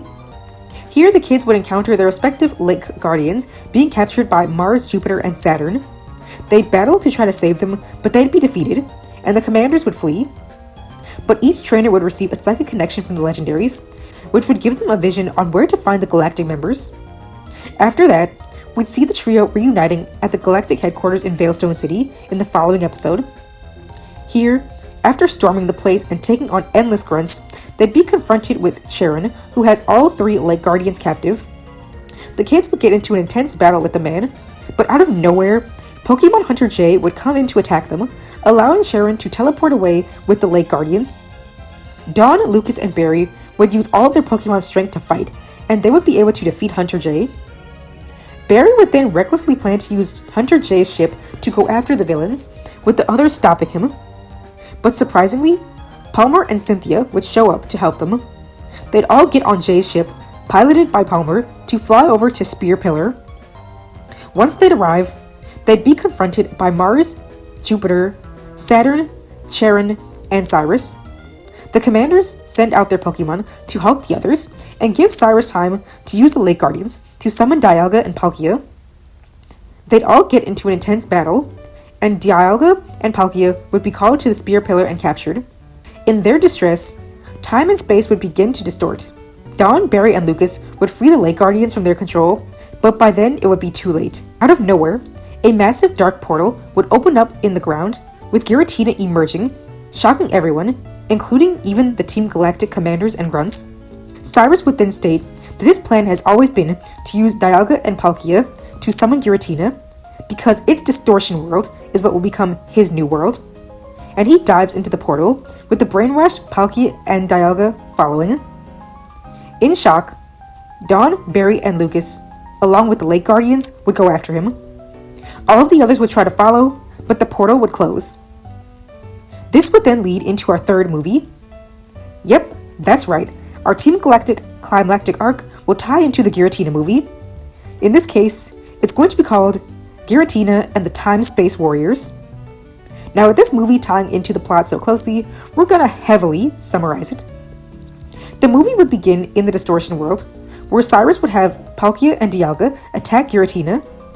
He wants to defeat the Pokemon in order to gain full control over the Distortion World and make it his own, which he plans to name the Reverse World. Meanwhile, Dawn and her friends would spend most of the film traveling through the Distortion World trying to get to Cyrus, while trying to deal with aggressive shadow Pokemon within the space. I know Giratina is supposed to be the only inhabitant of this world, but I feel like it would be boring if the movie was just the kids traveling with no major obstacles, so with the space-time distortions going on, we'll say some shadow Pokemon spawned in during the calamity, but they aren't real Pokemon, so it's fine, lore-wise. We cut back to Sinnoh and see how the space-time distortions would cause havoc and pandemonium all across the region, even causing environmental disaster. This would lead to Regigigas needing to help out. Palmer, Cynthia, and the newly introduced Looker would continue facing Team Galactic while also trying to protect the public. The gym leaders would also help out after being informed by Volkner on what is going on. Eventually, Dawn, Barry, and Lucas would make it to Cyrus, and a huge battle would break out. Cyrus's Pokemon would get an advantage, since so many of the gang's Pokemon would be tired from battling so much along the way. But Yuxi, Mesprit, and Azelf would be able to help out to give them an advantage. Cyrus goes mad with rage when he sees this, and demands that Palkia and Dialga finish off the trio. A massive Spatial Rend and Roar of Time combo attack would be launched. All of the trio's Pokemon and the Lake Guardians would work together to push back the attack, but they struggle. Giratina sees this and tries to help out, giving them an edge.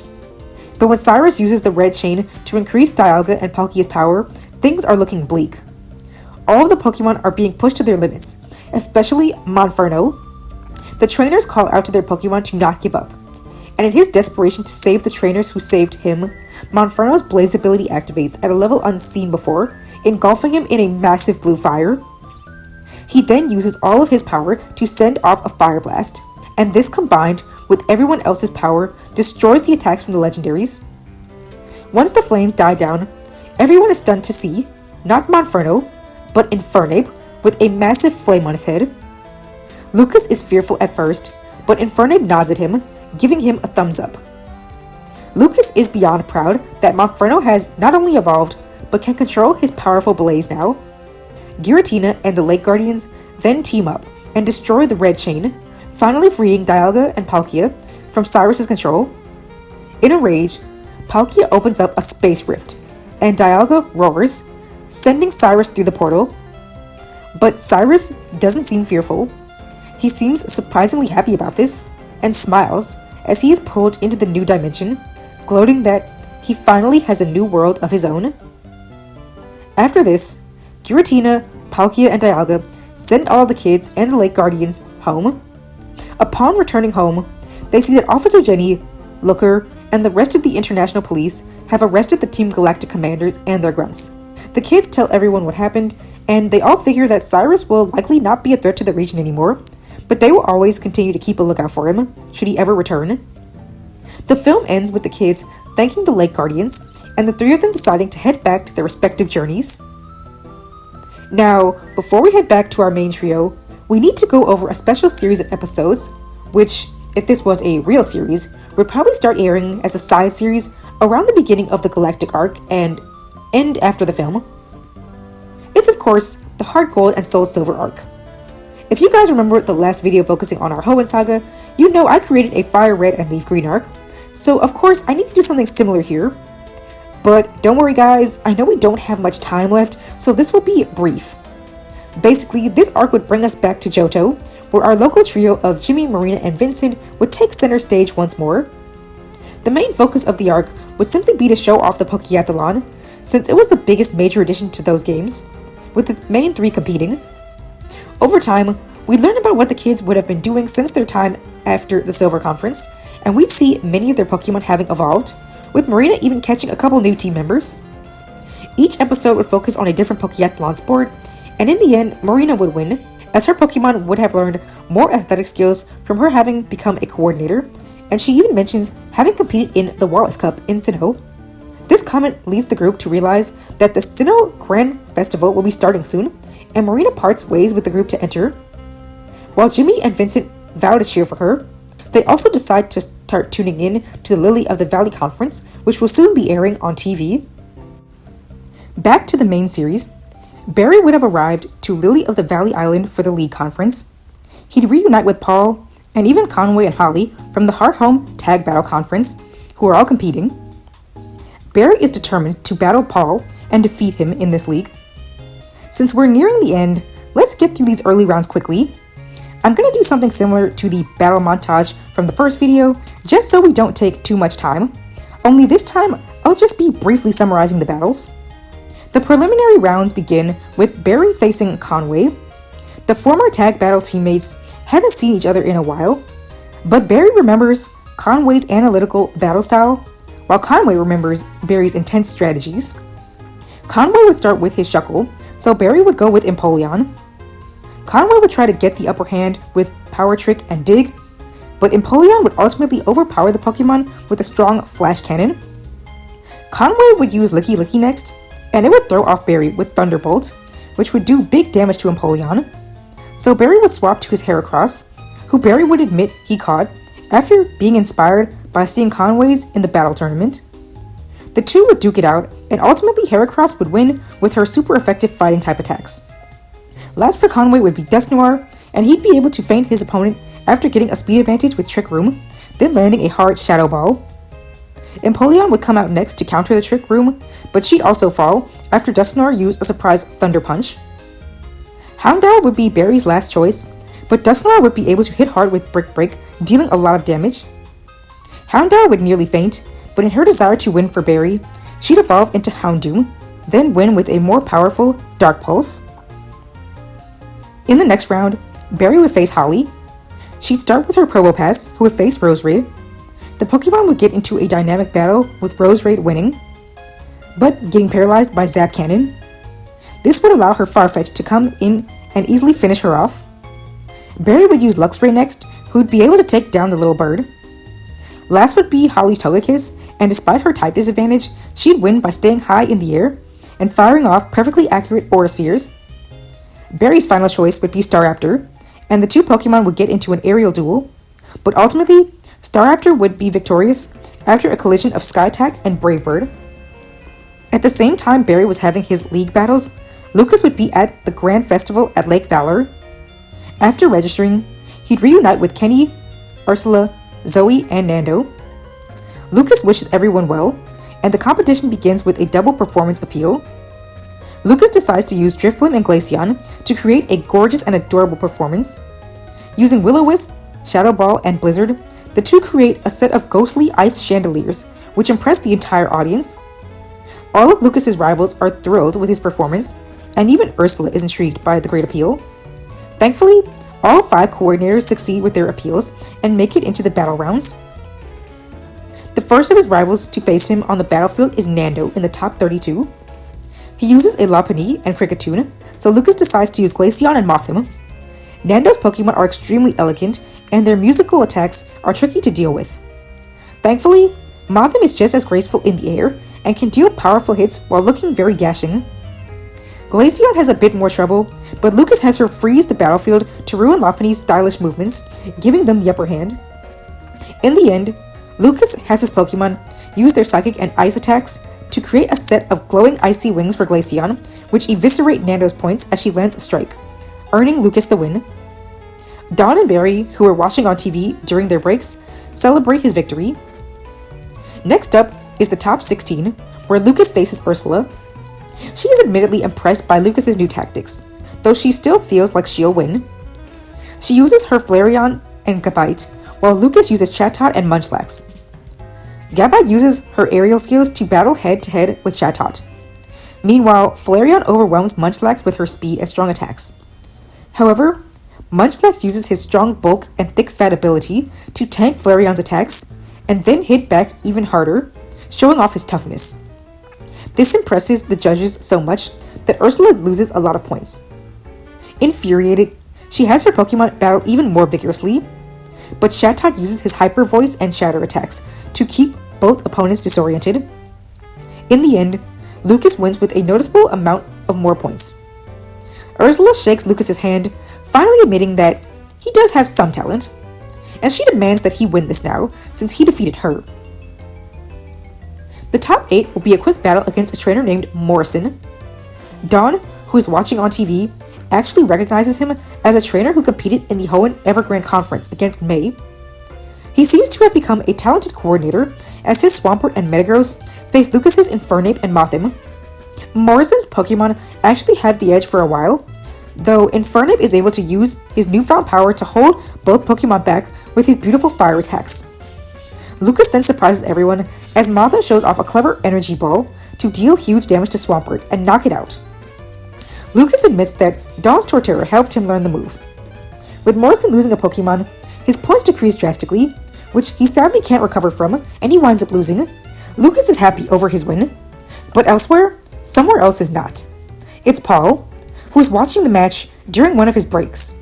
He is stunned at seeing the fully evolved Infernape. Utterly wasted potential, he thinks, as he sees the Pokemon celebrating with his new trainer. And yet, he can't help but be annoyed at how this coordinator was not only able to bring out Blaze, but get the Pokemon to fully evolve. The following day, it's time for Lucas to face Kenny in the top 4. Lucas is nervous about facing one of his longest rivals, but he's eager to see how things go. Drifloon and Chatot face his Empoleon and Floatzel. The duel of the flying and water types is incredibly intense. Empoleon and Floatzel use an Ice Beam and Aqua Jet combo, which deals major damage to Lucas's Pokemon and lower his points by a lot. He's nervous, but he has Chatot use Mimic to use an Aqua Jet of his own, and Drifblim carefully coats the water with Shockwave. Chatot's cool Water Thunder armor dazzles the audience and lands a powerful hit onto his opponents. After this happens, their scores are even. Kenny tries to do a more spectacular appeal to help catch up, but a Hydro Cannon Whirlpool combo winds up hurting his own Floatzel, losing Kenny even more points. Lucas uses this opening to keep up the pressure by showing off his Pokemon's teamwork, and in doing so, winds up winning with a strong combo attack. As the two shake hands, Kenny admits that he became reckless in his desperation to win, and Lucas laughs as he remembers when he used to be the same way. Kenny congratulates Lucas and wishes him luck in the finals. On the final day of the competition, the remaining two prepare for the final match. It's going to be Lucas facing Zoe. Zoe has always been the most skilled of his rivals, and Lucas remembers his loss to her back in the beginning of his journey, but he knows things will be different now. Dawn and Barry have their eyes glued to their screens and root for their friend. Lucas sends out Infernape and Glaceon, while Zoe uses her Glameow and Gallade. Dawn remembers how the Hoenn Grand Festival winner Wally won said competition with his own Gallade, so she's a bit concerned for Lucas, but still has faith in him. The battle begins with Lucas going on the offensive, as his Pokemon rush in with powerful attacks. But Zoe counters by showing off her Pokemon's evasiveness and intelligence. Gallade uses Psycho Cut to disrupt Infernape and Glaceon's teamwork, while Glameow uses her agility to distract both Pokemon, causing Lucas to lose points. But Lucas will not go down easily. He has Infernape use Flare Blitz, while Glaceon hits him with Blizzard, creating a Flame Ice combination, which impresses the entire audience. Zoe decides to go all out, and has Glameow strike Glaceon with Iron Tail, while Gallade hits Infernape with Zen Headbutt. Things are looking bleak, until suddenly Infernape's Blaze activates, and it's stronger than ever before. But with Infernape able to control it, he uses it to coat his body in a beautiful fiery armor, which then causes Zoe's points to decrease greatly. Glaceon also climbs onto Infernape and uses Blizzard again, this time creating a gorgeous chandelier-like armor around the two of them. They charge towards Zoe's Pokemon, who meet them with a Shadow Claw Thunder Punch combo. The resulting collision creates a huge dazzling spectacle, leaving everyone in awe. The timer stops as the smoke clears, and it's revealed that Lucas and Zoe's scores are identical. The judges call the battle as a tie, meaning both Zoe and Lucas will be acknowledged as top coordinators of Sinnoh, a first for the region. Lucas hugs both of his Pokemon, praising them for their victory. Zoe also congratulates her opponent, and he thanks her for the great battle as well. The two are given the Ribbon Cup, and they celebrate with all of their Pokemon in a ceremony. Dawn and Barry couldn't be happier for Lucas, and send him congratulatory messages afterward. Back at the league though, Paul has just seen all of this, and he is beyond enraged.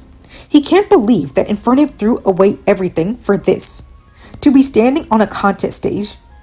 That power should have been in the hands of a powerful trainer, not some coordinator. As he's quietly seething, Barry walks up and taunts him, telling him that he's happy Paul saw no use for Infernape, since he just helped Lucas become the star top coordinator he always wanted to be, and Paul never deserved him. Paul yells that Infernape has just proven how pathetic it is, and it would have only held him back, and he's glad he sees that now. The competition continues, and Barry continues to progress well. His Pokemon have managed to push him through 2 more rounds, and he couldn't be happier. He's made it all the way to the top 4, and he's thrilled when he sees that Paul will be his next opponent. Now is his chance. After all those earlier battles, it's time for him to finally defeat Paul. Paul and Barry's battle is intense right from the start, with each side having something to prove. Paul opens the battle with his Aggron, and Barry goes with Empoleon. The Steel types duke it out, with Aggron having the slight edge, as Shockwave lands a shocking hit to the Penguin. Barry doesn't want to risk her so early in battle, so he recalls her for Staraptor. Paul sees this as no threat, and calls for Head Smash. Barry's bird manages to use a massive Feather Dance attack with the power of a hurricane to push Aggron back and severely weaken its attack. From there, once the two become close up, she surprises Paul with a close combat which can take out Aggron, putting the match in Barry's favor. Paul didn't expect this, having not seen this attack from Barry's Pokemon. He's not about to let what happened with Dawn happen again, so he brings in his Gastrodon. Gastrodon starts out with Ice Beam, freezing Staraptor's wing and sending her to the ground. Barry recalls Staraptor for Heracross. Gastrodon's Muddy Water gives Heracross a very hard time, especially in the unique way the Pokemon uses it. But she fights back, and a hard Mega Horn deals a major hit to the slug. Gastrodon lunges forward with Body Slam, and Heracross retaliates with Revenge, defeating Gastrodon. Paul is done playing games and sends out his Drapion, and this Pokemon, using a combination of Toxic Spikes along with other powerful attacks, takes out Heracross and then Staraptor, who returns to the battle later. Barry brings his Houndoom into the battle, and she and Drapion get into a wild battle, the dark types attacking each other viciously. The poison whittles Houndoom down, but she doesn't give up. After dodging a cross poison, she lands a hard Crunch. Then, while clamping onto Drapion's claw, she unleashes a powerful overheat attack, utterly torching the Scorpion and defeating it. Sadly, the poison is too much for her, and she goes down right behind Drapion. Barry is proud of her for taking down the strong Pokemon though. Paul sends out his Ninjask next, and Barry sends in Luxray. Despite Luxray's type advantage, Ninjask proves itself to be a tough opponent, using its Speed Boost ability to take the speed advantage and avoid most hits. Fury Cutter and Giga Drain also prove to be tough to deal with. Luxray struggles a lot, but she eventually uses a charge-powered massive discharge to defeat Ninjask. Paul's next Pokemon is his Torterra, and he's surprised when Barry keeps Luxray in the battle, but it's to show off a secret weapon, an Ice Fang, which freezes portions of Torterra's body. This causes a lot of damage, but it's not enough to defeat him, and Luxray then falls to a Leaf Storm. Each side only has 2 Pokemon left, and Barry decides to use Roserade next. Paul assumes that he'll have an easy time handling this Pokemon, but with Torterra being partially frozen, he struggles more than usual. Meanwhile, Roserade can intercept and overpower Torterra's long-ranged attacks with Sludge Bomb, and hit hard with Poison Jab. Paul commands Hyper Beam for big damage, and Roserade is badly hurt. But, to Paul's shock, she manages to hang on, and finish off Torterra with a massive barrage of Sludge Bombs. Paul is utterly shocked that his first Pokemon went down to a Pokemon of berries, but he's certain that Electivire can finish things off. The Pokemon battle is tougher than expected, as Roserade resists most of Electivire's strongest attacks, and is actually quite a bit faster than him. She also manages to use Leech Seed to constantly drain Electivire of his energy, while recovering from her own prior damage. A Grass Knot has Electivire stumble and badly injure his legs, making him even less mobile. Barry then taunts Paul, telling him that it's too bad he doesn't have a tough and fast Fire-type Pokemon right now. This has Paul enraged, and he orders an Ice Punch.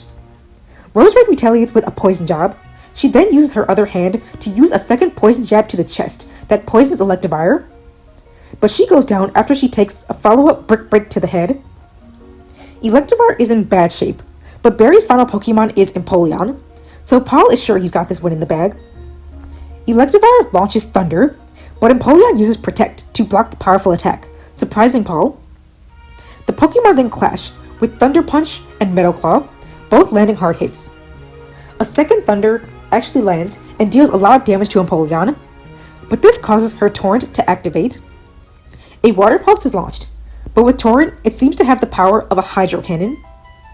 Electivire's Protect blocks it, though the force is so powerful that Electivire struggles to hold it back. He also continues taking damage from the Leech Seed and Poison. His Protect barrier eventually shatters, but by that point, Empoleon is gone. Paul and Electivire are both thrown off until Empoleon leaps out of the ground with a powerful Dig attack. Paul is stunned by this, as is Electivire, who painfully lands on his back. As he writhes in pain, a second Water Pulse does huge damage. Paul will not be defeated by Barry, and he commands Brick Break. Electivire runs in, though he's severely weakened and disoriented. Barry has Empoleon countered with Metal Claw.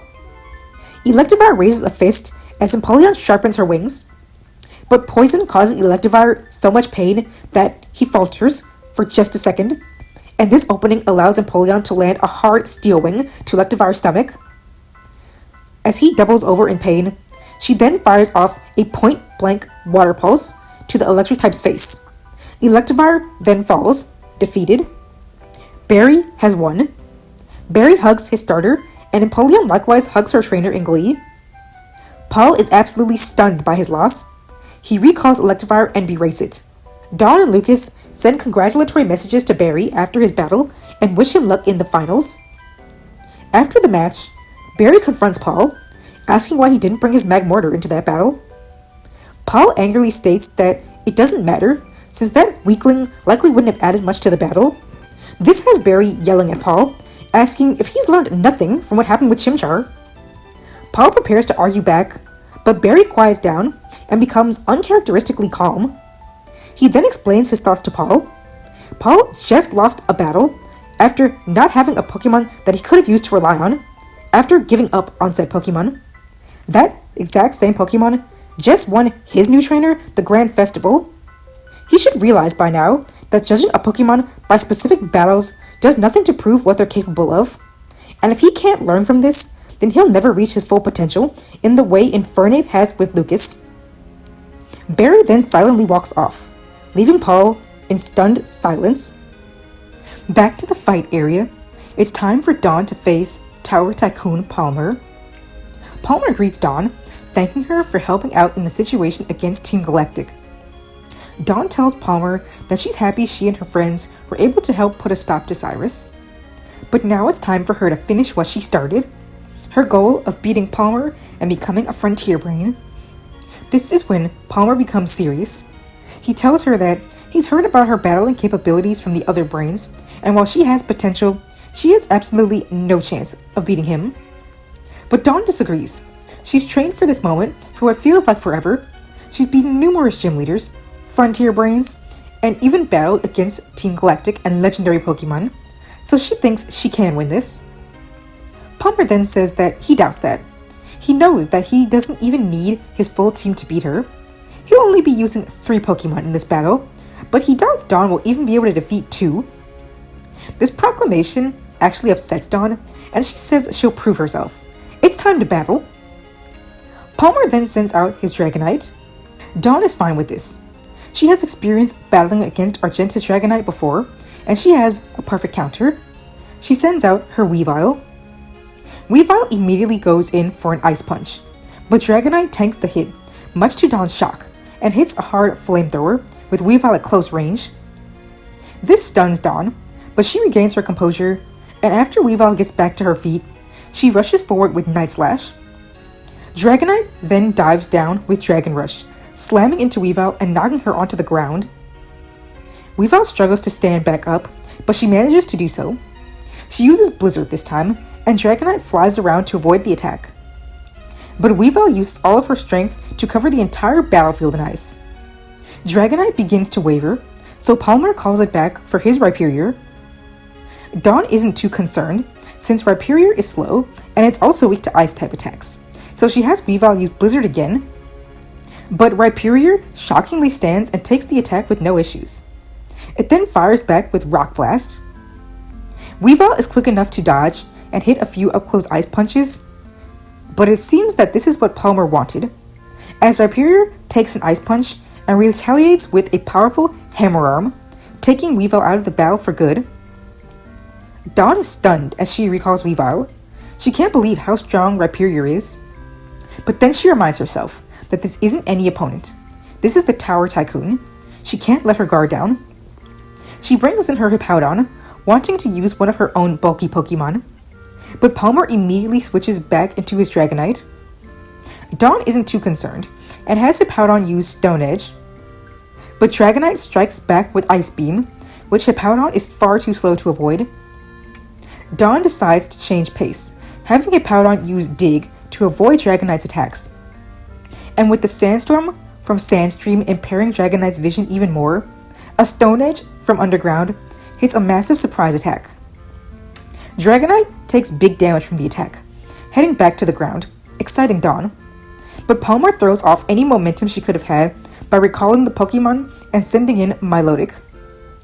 Dawn is annoyed with Palmer's constant switching, but knows this matchup isn't in her favor. She thus recalls Hippowdon for Togekiss. Togekiss begins with her Sunny Day Solar Beam combo right off the bat, and it hits Milotic for big damage. but it's nowhere near enough to take her down, and a blizzard from the sea creature is a massive threat. Thankfully, Togekiss' sun-boosted flamethrower can intercept the attack well, and Milotic takes the hit and gets burned. But, yet again, this doesn't bother Palmer, which is shown as Togekiss dives down for a sky attack. Milotic barely seems phased when the attack hits, and even retaliates with a close-range water pulse. Palmer then reveals that Milotic's defense actually increases with a status condition, thanks to its ability Marvel Scale. Dawn becomes annoyed, as does the ever-aggressive Togekiss, but they try to remain calm. Dawn calls for a Solar Beam, but while Togekiss is charging the move, the sunlight actually ends up fading out, delaying the execution of the attack. As such, Milotic can unleash a powerful blizzard. Togekiss is hit hard, but blasts back the Solar Beam, dealing a huge hit. But, unfortunately, Palmer has Milotic counter back with Mirror Coat, taking Togekiss out of the battle. Dawn is horrified by how much she's struggling, and sends out her Torterra. Blizzard is a major threat, but Dawn comes up with a quick strategy, blocking the attack with a Frenzy Plant Wall, which can also strike for huge damage. Milotic is almost out, but hangs on, just barely.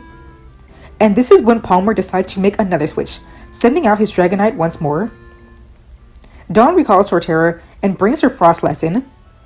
She commands Ice Shard right away.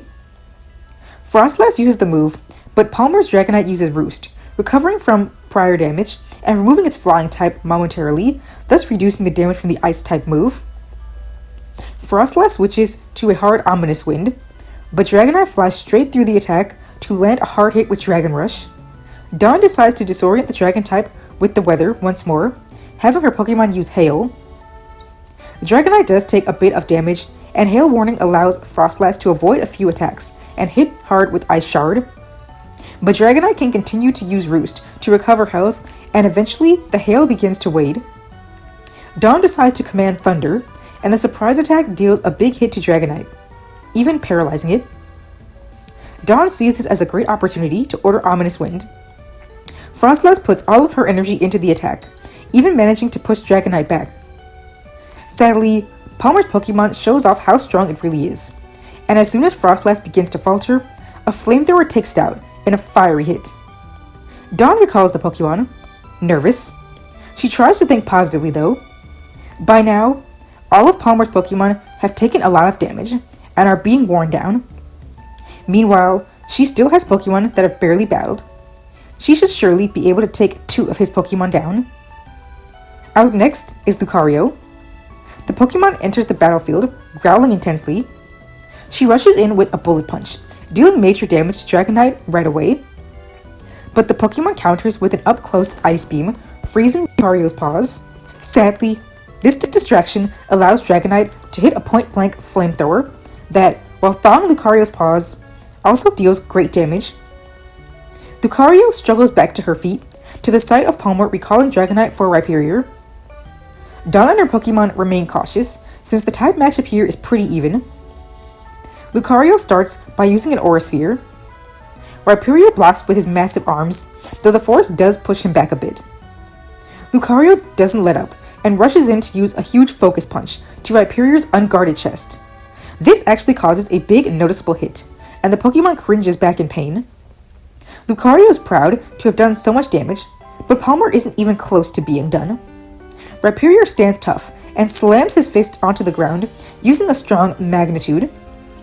Lucario gets flung backward by the powerful hit, slamming into the arena walls. Dawn becomes concerned, as Lucario is in clear pain. Still, the resistant Pokemon refuses to give up. She runs back in to use Bullet Punch, as Rhyperior fires off Rock Blast. Lucario uses Detect to dodge the upcoming hits, and evades every incoming strike, and hits a flurry of powerful Bullet Punches. And yet, still, Rhyperior doesn't seem all too bothered by the super effective hits. And with Lucario up close, Rhyperior grabs the Jackal, and before anyone can blink, a strong hammer arm slams her into the ground, finishing her off. Dawn tries to stay calm. She only has 2 Pokemon left, though neither have battled all too much. Meanwhile, Palmer's Pokemon have got to be tired by now. If she can just finish off 2 of the Pokemon that have battled, she'll at least have proven him wrong. so she brings Rhyperior back into the battlefield. In her haste to make an impact, she calls for Stone Edge, though Rhyperior just intercepts it with Rock Blast. Some of the rocks manage to hit Hippowdon, so Dawn calls for Dig. But this was a mistake, as Palmer simply orders Magnitude, and the attack is so strong that it sends Hippowdon flying out of the ground. As the massive hippo lands painfully on its back, Palmer switches to his Milotic. The Pokemon may have a type advantage, but it's clearly weak from its earlier battle. As such, Dawn has Hippowdon use Dig. Milotic takes the opportunity to use Aqua Ring to recover a bit of health while Hippowdon is underground, much to Dawn's irritation. The Sea Serpent then tanks the hit well enough, thanks to Marvel Scale, but the attack was just to get Hippowdon up close unscathed. He then lands a hard Thunderfang for major damage. Palmer is shocked, no pun intended, but commands Water Pulse. Milotic writhes in pain, but using all of her strength, fires the attack at close range, pushing Hippowdon back and dealing huge damage. Dawn calls for Sand Tomb as a counterattack, and Hippowdon launches the attack. But somehow it misses Milotic completely. Dawn is shocked and nearly threatens to find her Pokemon before looking into his eyes. It's the worst possible situation. Hippowdon is confused thanks to the Water Pulse. Palmer uses this opening to have Milotic use a powerful Blizzard. The attack hits hard, but even in his confusion, Hippowdon tries to hold his ground. But slowly, his body becomes almost completely coated in ice, and he struggles to move. Eventually, he's frozen completely solid. Dawn doesn't even have time to think about recalling him, as Milotic finishes him off with Water Pulse. Dawn is now down to her final Pokemon, and she can barely hold back her emotions. She knew Tower Tycoon Palmer would be tough, but this tough? She only has one chance left. She brings in Torterra, as Palmer swaps back into Rhyperior.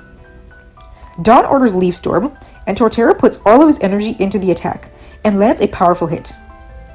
Rhyperior raises his arms to block the full force of the attack, and succeeds. And Dawn is in shock of how bulky the Pokemon is. This is when Palmer finally reveals to her that his Rhyperior has the solid rock ability, weakening the power of moves that would normally be super effective. It's why many of her Pokemon's super effective attacks haven't done much damage to the Rock Titan. Dawn is in shock of how she didn't realize this all this time. This is too much for her, and at this point, for the first time in her life, she feels like she might just want to give up. But before she can even think about such a thing, Torterra roars loudly and uses Earth Power. Rhyperior just manages to fire back with an equally powerful Magnitude. The battlefield shakes with extreme intensity, and Dawn can see Torterra's refusal to give up. As such, she won't quit either. She orders Torterra to use Energy Ball. Rhyperior counters it with a powerful Rock Wrecker. The massive boulder destroys the grass orb, landing a huge hit on Torterra. The tortoise isn't out yet though, and he begins glowing brightly, his Overgrow ability activating. And this is perfect timing, as the powerful move from earlier requires Rhyperior to recharge. Dawn takes this chance to command another Leaf Storm. Torterra puts all of his energy into this attack, and with Overgrow helping out, he does far more damage to Rhyperior, who can't defend himself this time. The Pokemon falls onto one knee, the most vulnerable he's been this entire time. Now is her chance. Dawn orders Frenzy Plant. Torterra uses the move with all of the power he can muster. Massive vines head toward the Rock Rhino, but he knocks them away with Hammer Arm. That said, Torterra doesn't give up, and simply fires off more vines. Palmer finally sees this as a threat, and calls for Rock Wrecker. Rhyperior leaps back to avoid the vines, as he begins to charge up his signature move. Both Dawn and Palmer yell calls of encouragement to their respective Pokemon as the powerful attacks land. Rhyperior is struck with the massive vines, as Torterra is knocked back with a massive boulder. A cloud of smoke covers the battlefield, with Dawn and Palmer both curious about the results. As the smoke clears, both are shocked to see both Pokemon still standing. The room is silent until Rhyperior falls. She did it. She managed to faint one of Palmer's Pokemon. Dawn is so overjoyed that she rushes onto the battlefield and hugs her Pokemon. Torterra gives her a proud but tired nod as he stumbles slightly. Palmer quirks a brow. but Torterra roars ferociously at him, basically telling him that he's not giving up yet, and to send out his next Pokemon. But surprisingly, Dawn tells Torterra to stop. It's over. She's ending the battle here. Palmer recalls his fainted Rhyperior in a bit of shock. He didn't expect this from Dawn, and asks why she's changed her mind. Dawn explains that there's no point in continuing. She knows that she can't win. He was right. She wasn't even able to defeat 2 of his Pokemon. And to this, Dawn becomes saddened, with tears in her eyes. How could this happen? She's gotten this far, worked so hard, and still didn't come close to her goal of beating Palmer. Why?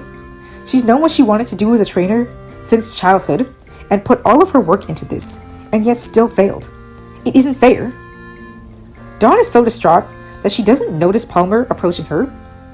He commends Dawn on battling so well, but tells her that despite everything she's been through, she still has a lot to learn. Knowing your goal doesn't mean you'll always be successful in it right away. Sometimes things just take time, and looking down on trainers who take more time to work toward their goals isn't the mark of a good trainer, and certainly not a frontier brain. This is what he wanted to teach her in this battle. And from this, Dawn realizes just how unprepared she was to take on a challenge like this, and for how wrong she was to view May as a poor trainer all this time. If anything, she can now understand May wanting to take the time to improve her skills before attempting to battle such tough opponents. It's something Dawn had the opportunity to learn a long time ago. Dawn wipes away her tears and thanks Palmer for helping her with this new perspective. She promises to work harder to give him a proper rematch in the future one day. Palmer agrees to hold her to it and looks forward to facing her again. Dawn then rushes off to call Barry and Lucas with a brand new outlook on her goals as a trainer. The final episodes of this series will take place a month after Dawn's loss against Palmer. In that time, Barry would have sadly lost in the finals of the Lily of the Valley Conference to a guy named Tobias. But of course, he didn't let this stop him from wanting to become a great trainer. After the tournament, Veilstone City opened a battle tournament of their own, where trainers can re-challenge gym leaders with their full teams. Barry's Pokemon have been rebattling them non-stop, and he's currently the best ranked trainer. The other leaders are so impressed that they even think Barry is proper gym leader material, and Volkner considers Barry as a possible protege to eventually take over his gym. Barry is happy over the offer, but will wait to make his decision after he's had the chance to face Cynthia, since he still aims to become a champion one day. Lucas, meanwhile, was given an offer by Fantina to promote contests around the region, and he of course agreed. Posters of him and his Pokemon are plastered all across the Sinnoh region, and many aspiring coordinators look up to Lucas. Paul sees one of these posters while walking one day, and he knows what he needs to do. He eventually finds Lucas as he's shooting a commercial at the Jubilife TV station with his Pokemon. Lucas is surprised to see him and asks what he wants. Paul says that his losses against Dawn in the fight area and Barry in the league opened his eyes. He apologizes to Infernape for treating him so poorly and admits that had he just continued to work with him, he probably could have made it further in the league. But he tells him that he hopes Infernape continues to go stronger, even as a contest Pokemon, and he'll work better to treat his Pokemon like partners from here on out. Infernape accepts the apology, shaking hands with Paul, while Lucas does the same, and says that he's happy he could inspire another trainer, the same way Barry and Dawn inspired him when they first met. And in the final episode, we'd focus on Dawn. She decided to refine her skills by going back through the battle frontier and challenging the brains once more for Gold Prince. The battles are far tougher than before, and Dawn even loses a few times, leading her to return for rematches. But she believes that the experience continues to help her grow. She's finally won her 50th consecutive battle at the Battle Tower. In a phone call from Barry and Lucas, they ask if she's ready to rematch Palmer yet. And she says that right now, she isn't too sure. She's learned that it's okay to take a step back if you aren't ready for something, so she'll be taking her time before officially going in for her rematch. But whenever she and her Pokemon are ready, she's sure that this time they'll win. There's no need to worry. Okay guys, just like with the previous 2 series, let's go over why I wrote this story the way I did. Let's start with the protagonist. Just like with the Hoenn Saga, I made the girl the main protagonist here, while her male traveling companions were the side characters. I did this mainly for equality, since in this universe, we had Ash and Jimmy as protagonists for Gen 1 and 2, then May for Gen 3. It only made sense to have Dawn as the protagonist in Gen 4. This will likely be the last video in this series with this particular format, so I wanted to make sure we had a balanced list of protagonists. Now let's talk about Dawn's personality. I'm sure you're all wondering the same thing. Why is Dawn basically female berry? Listen guys, I'm going to let you in on a little secret. What you just watched was actually the second draft of this story. The first version I found super boring and didn't even get to the second gym before I scrapped it.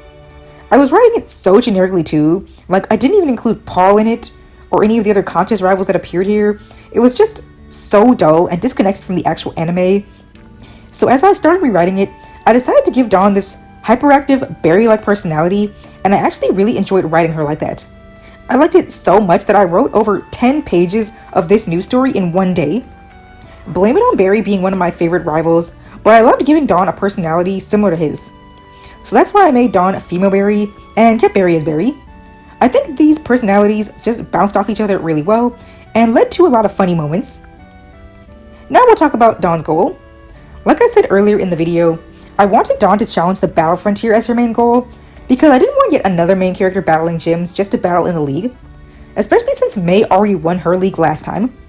Dawn wouldn't really be able to surpass that aside from literally beating Cynthia or something, and I didn't necessarily want that for this story. So I figured I'd show off the battle frontier, especially since Sinnoh's battle frontier was never really shown off in the canon anime. This also allowed me to let Dawn lose gym battles and not have to worry about writing rematches, since she wasn't really worrying about badges anyway. As for Dawn, unlike May, I went back to a normal 6 Pokemon roster, and like I said, this was a complete overhaul from my first draft. The initial team I made for Dawn was nothing close to what she ended up getting. And that also partially came from me deciding to change her goal to the battle frontier instead of the Sinnoh League. So let's go through this team a little bit. I had to complete the trio first and foremost. We gave Jimmy a fire starter, May got water, so Dawn had to get grass.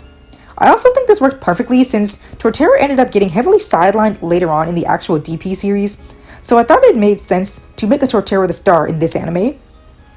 The rest of her team was basically a bunch of really strong Pokemon that I thought would be a good fit for a Battle Frontier challenger, so I gave her some Pokemon popular in competitive battling, like Lucario and Weavile, and other Pokemon that are just really strong. As for Dawn's companions, Barry and Lucas were pretty much the only options, which made sense. Barry was mainly there to be the one taking on the league since Dawn wasn't, and Lucas was the, quote, obligatory coordinator. I kept Barry's personality the same, as you can say, but I changed his admiration of Paul in the actual canon anime into a more serious rivalry, since, of course, Ash wasn't here to have one, and Dawn wasn't focusing on the league. I wanted a bit of a theme for Barry's team, so aside from Piplup, all of his Pokemon were Pokemon with gender differences, and his entire team is female. Not sure if anyone picked up on that, but yeah, there you go. Lucas continues on from Wally from the last story. I wanted Lucas's contest journey to be a bit different from Wally's though, in that he struggled with his confidence, very similarly to how Dawn was affected by her losing streak in the actual show. Lucas was a bit more of an extreme case than Wally though, since he would actually become upset over losing, sometimes even skipping contests in between losses. So yeah, like I said, pretty similar to the original Dawn. Unlike with Wally, Lucas's team wasn't as in-your-face with the contest categories. Instead, I chose to give him a lot of captures through major story events, mainly saving them from villains like Team Galactic, Hunter J, and even Paul in the case of Chimchar. This is because I like the idea of Lucas kind of being seen as like a hero to a lot of his Pokemon, in a similar way to how he looked up to Dawn, Barry, and even his coordinator rivals.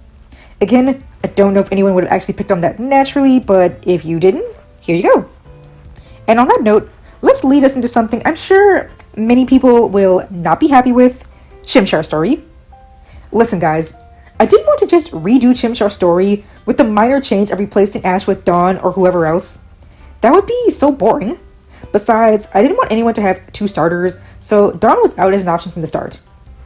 I know Chimchar going to a coordinator was quite a drastic change from his original story, and you guys are probably going to say this makes Paul less important since he's not even a rival to Chimchar's new trainer.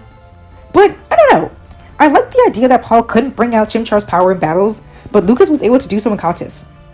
And then by the end, Paul would lose in the league without Chimchar, meanwhile Lucas would at least tie in the Grand Festival finale with Infernape. I don't know, like I said, I thought it was at the very least interesting. I did want to make it so Paul's abuse had an effect on Chimchar, so that's why he had the arc of not wanting to battle at all, even in contests, until he was really prompted to do so. Then once he got past that, he was able to evolve and become stronger. Though, like I said, I know many fans won't necessarily like that, but I just hope you guys at least found it interesting. But speaking of Paul, I definitely tried to make him sort of a rival for all the characters. So he battled with Dawn as a teammate in the Hearthome competition, and then later ran into her and battled her at the fight area, since he was also challenging the Battle Frontier for his own reasons. Then Lucas ended up catching his Chimchar, and of course, Barry battled him and defeated him in the league. This was a pretty unorthodox approach to handling a rival, but like I said, I thought it would be more interesting than him just being the same character he once was, with the difference being replacing Ash with Dawn. This way, he also has a connection to all three characters. And speaking of connections, I of course wanted a connection between May and Dawn, just like I had one with Ash and Jimmy, and then Jimmy and May.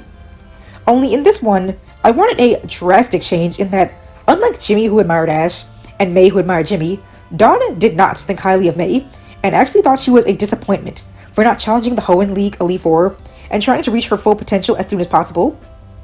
I thought this would be a nice change of pace from the last scenarios, and I kind of liked the idea of making Dawn this hate watcher of May, to the point that she was familiar with so many of the Pokemon associated with her, and just thought she knew better. Lastly, on a similar note, I can see a lot of people who might be upset at me ending Dawn's story with her losing to Palmer, but I felt we needed an ending where a character doesn't defeat their ultimate rival in the end. Jimmy beat Silver, and May beat Katie, so I wanted to change things up by having Dawn lose to Palmer. It was really meant to be a parallel to Paul's loss against Brandon in the actual series, where in this case, Dawn learned that she just wasn't ready to beat the strongest Frontier brain yet. I felt like we should have one protagonist end with a message that you don't always win quickly in life, and sometimes you have to keep working to achieve your dreams. And honestly speaking, I think this was the most fitting story to do so. So I hope you all understand that.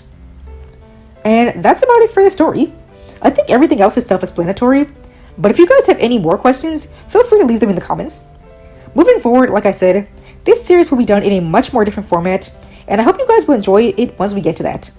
Until then, thanks so much for watching, and I will see you all next time. Thank you!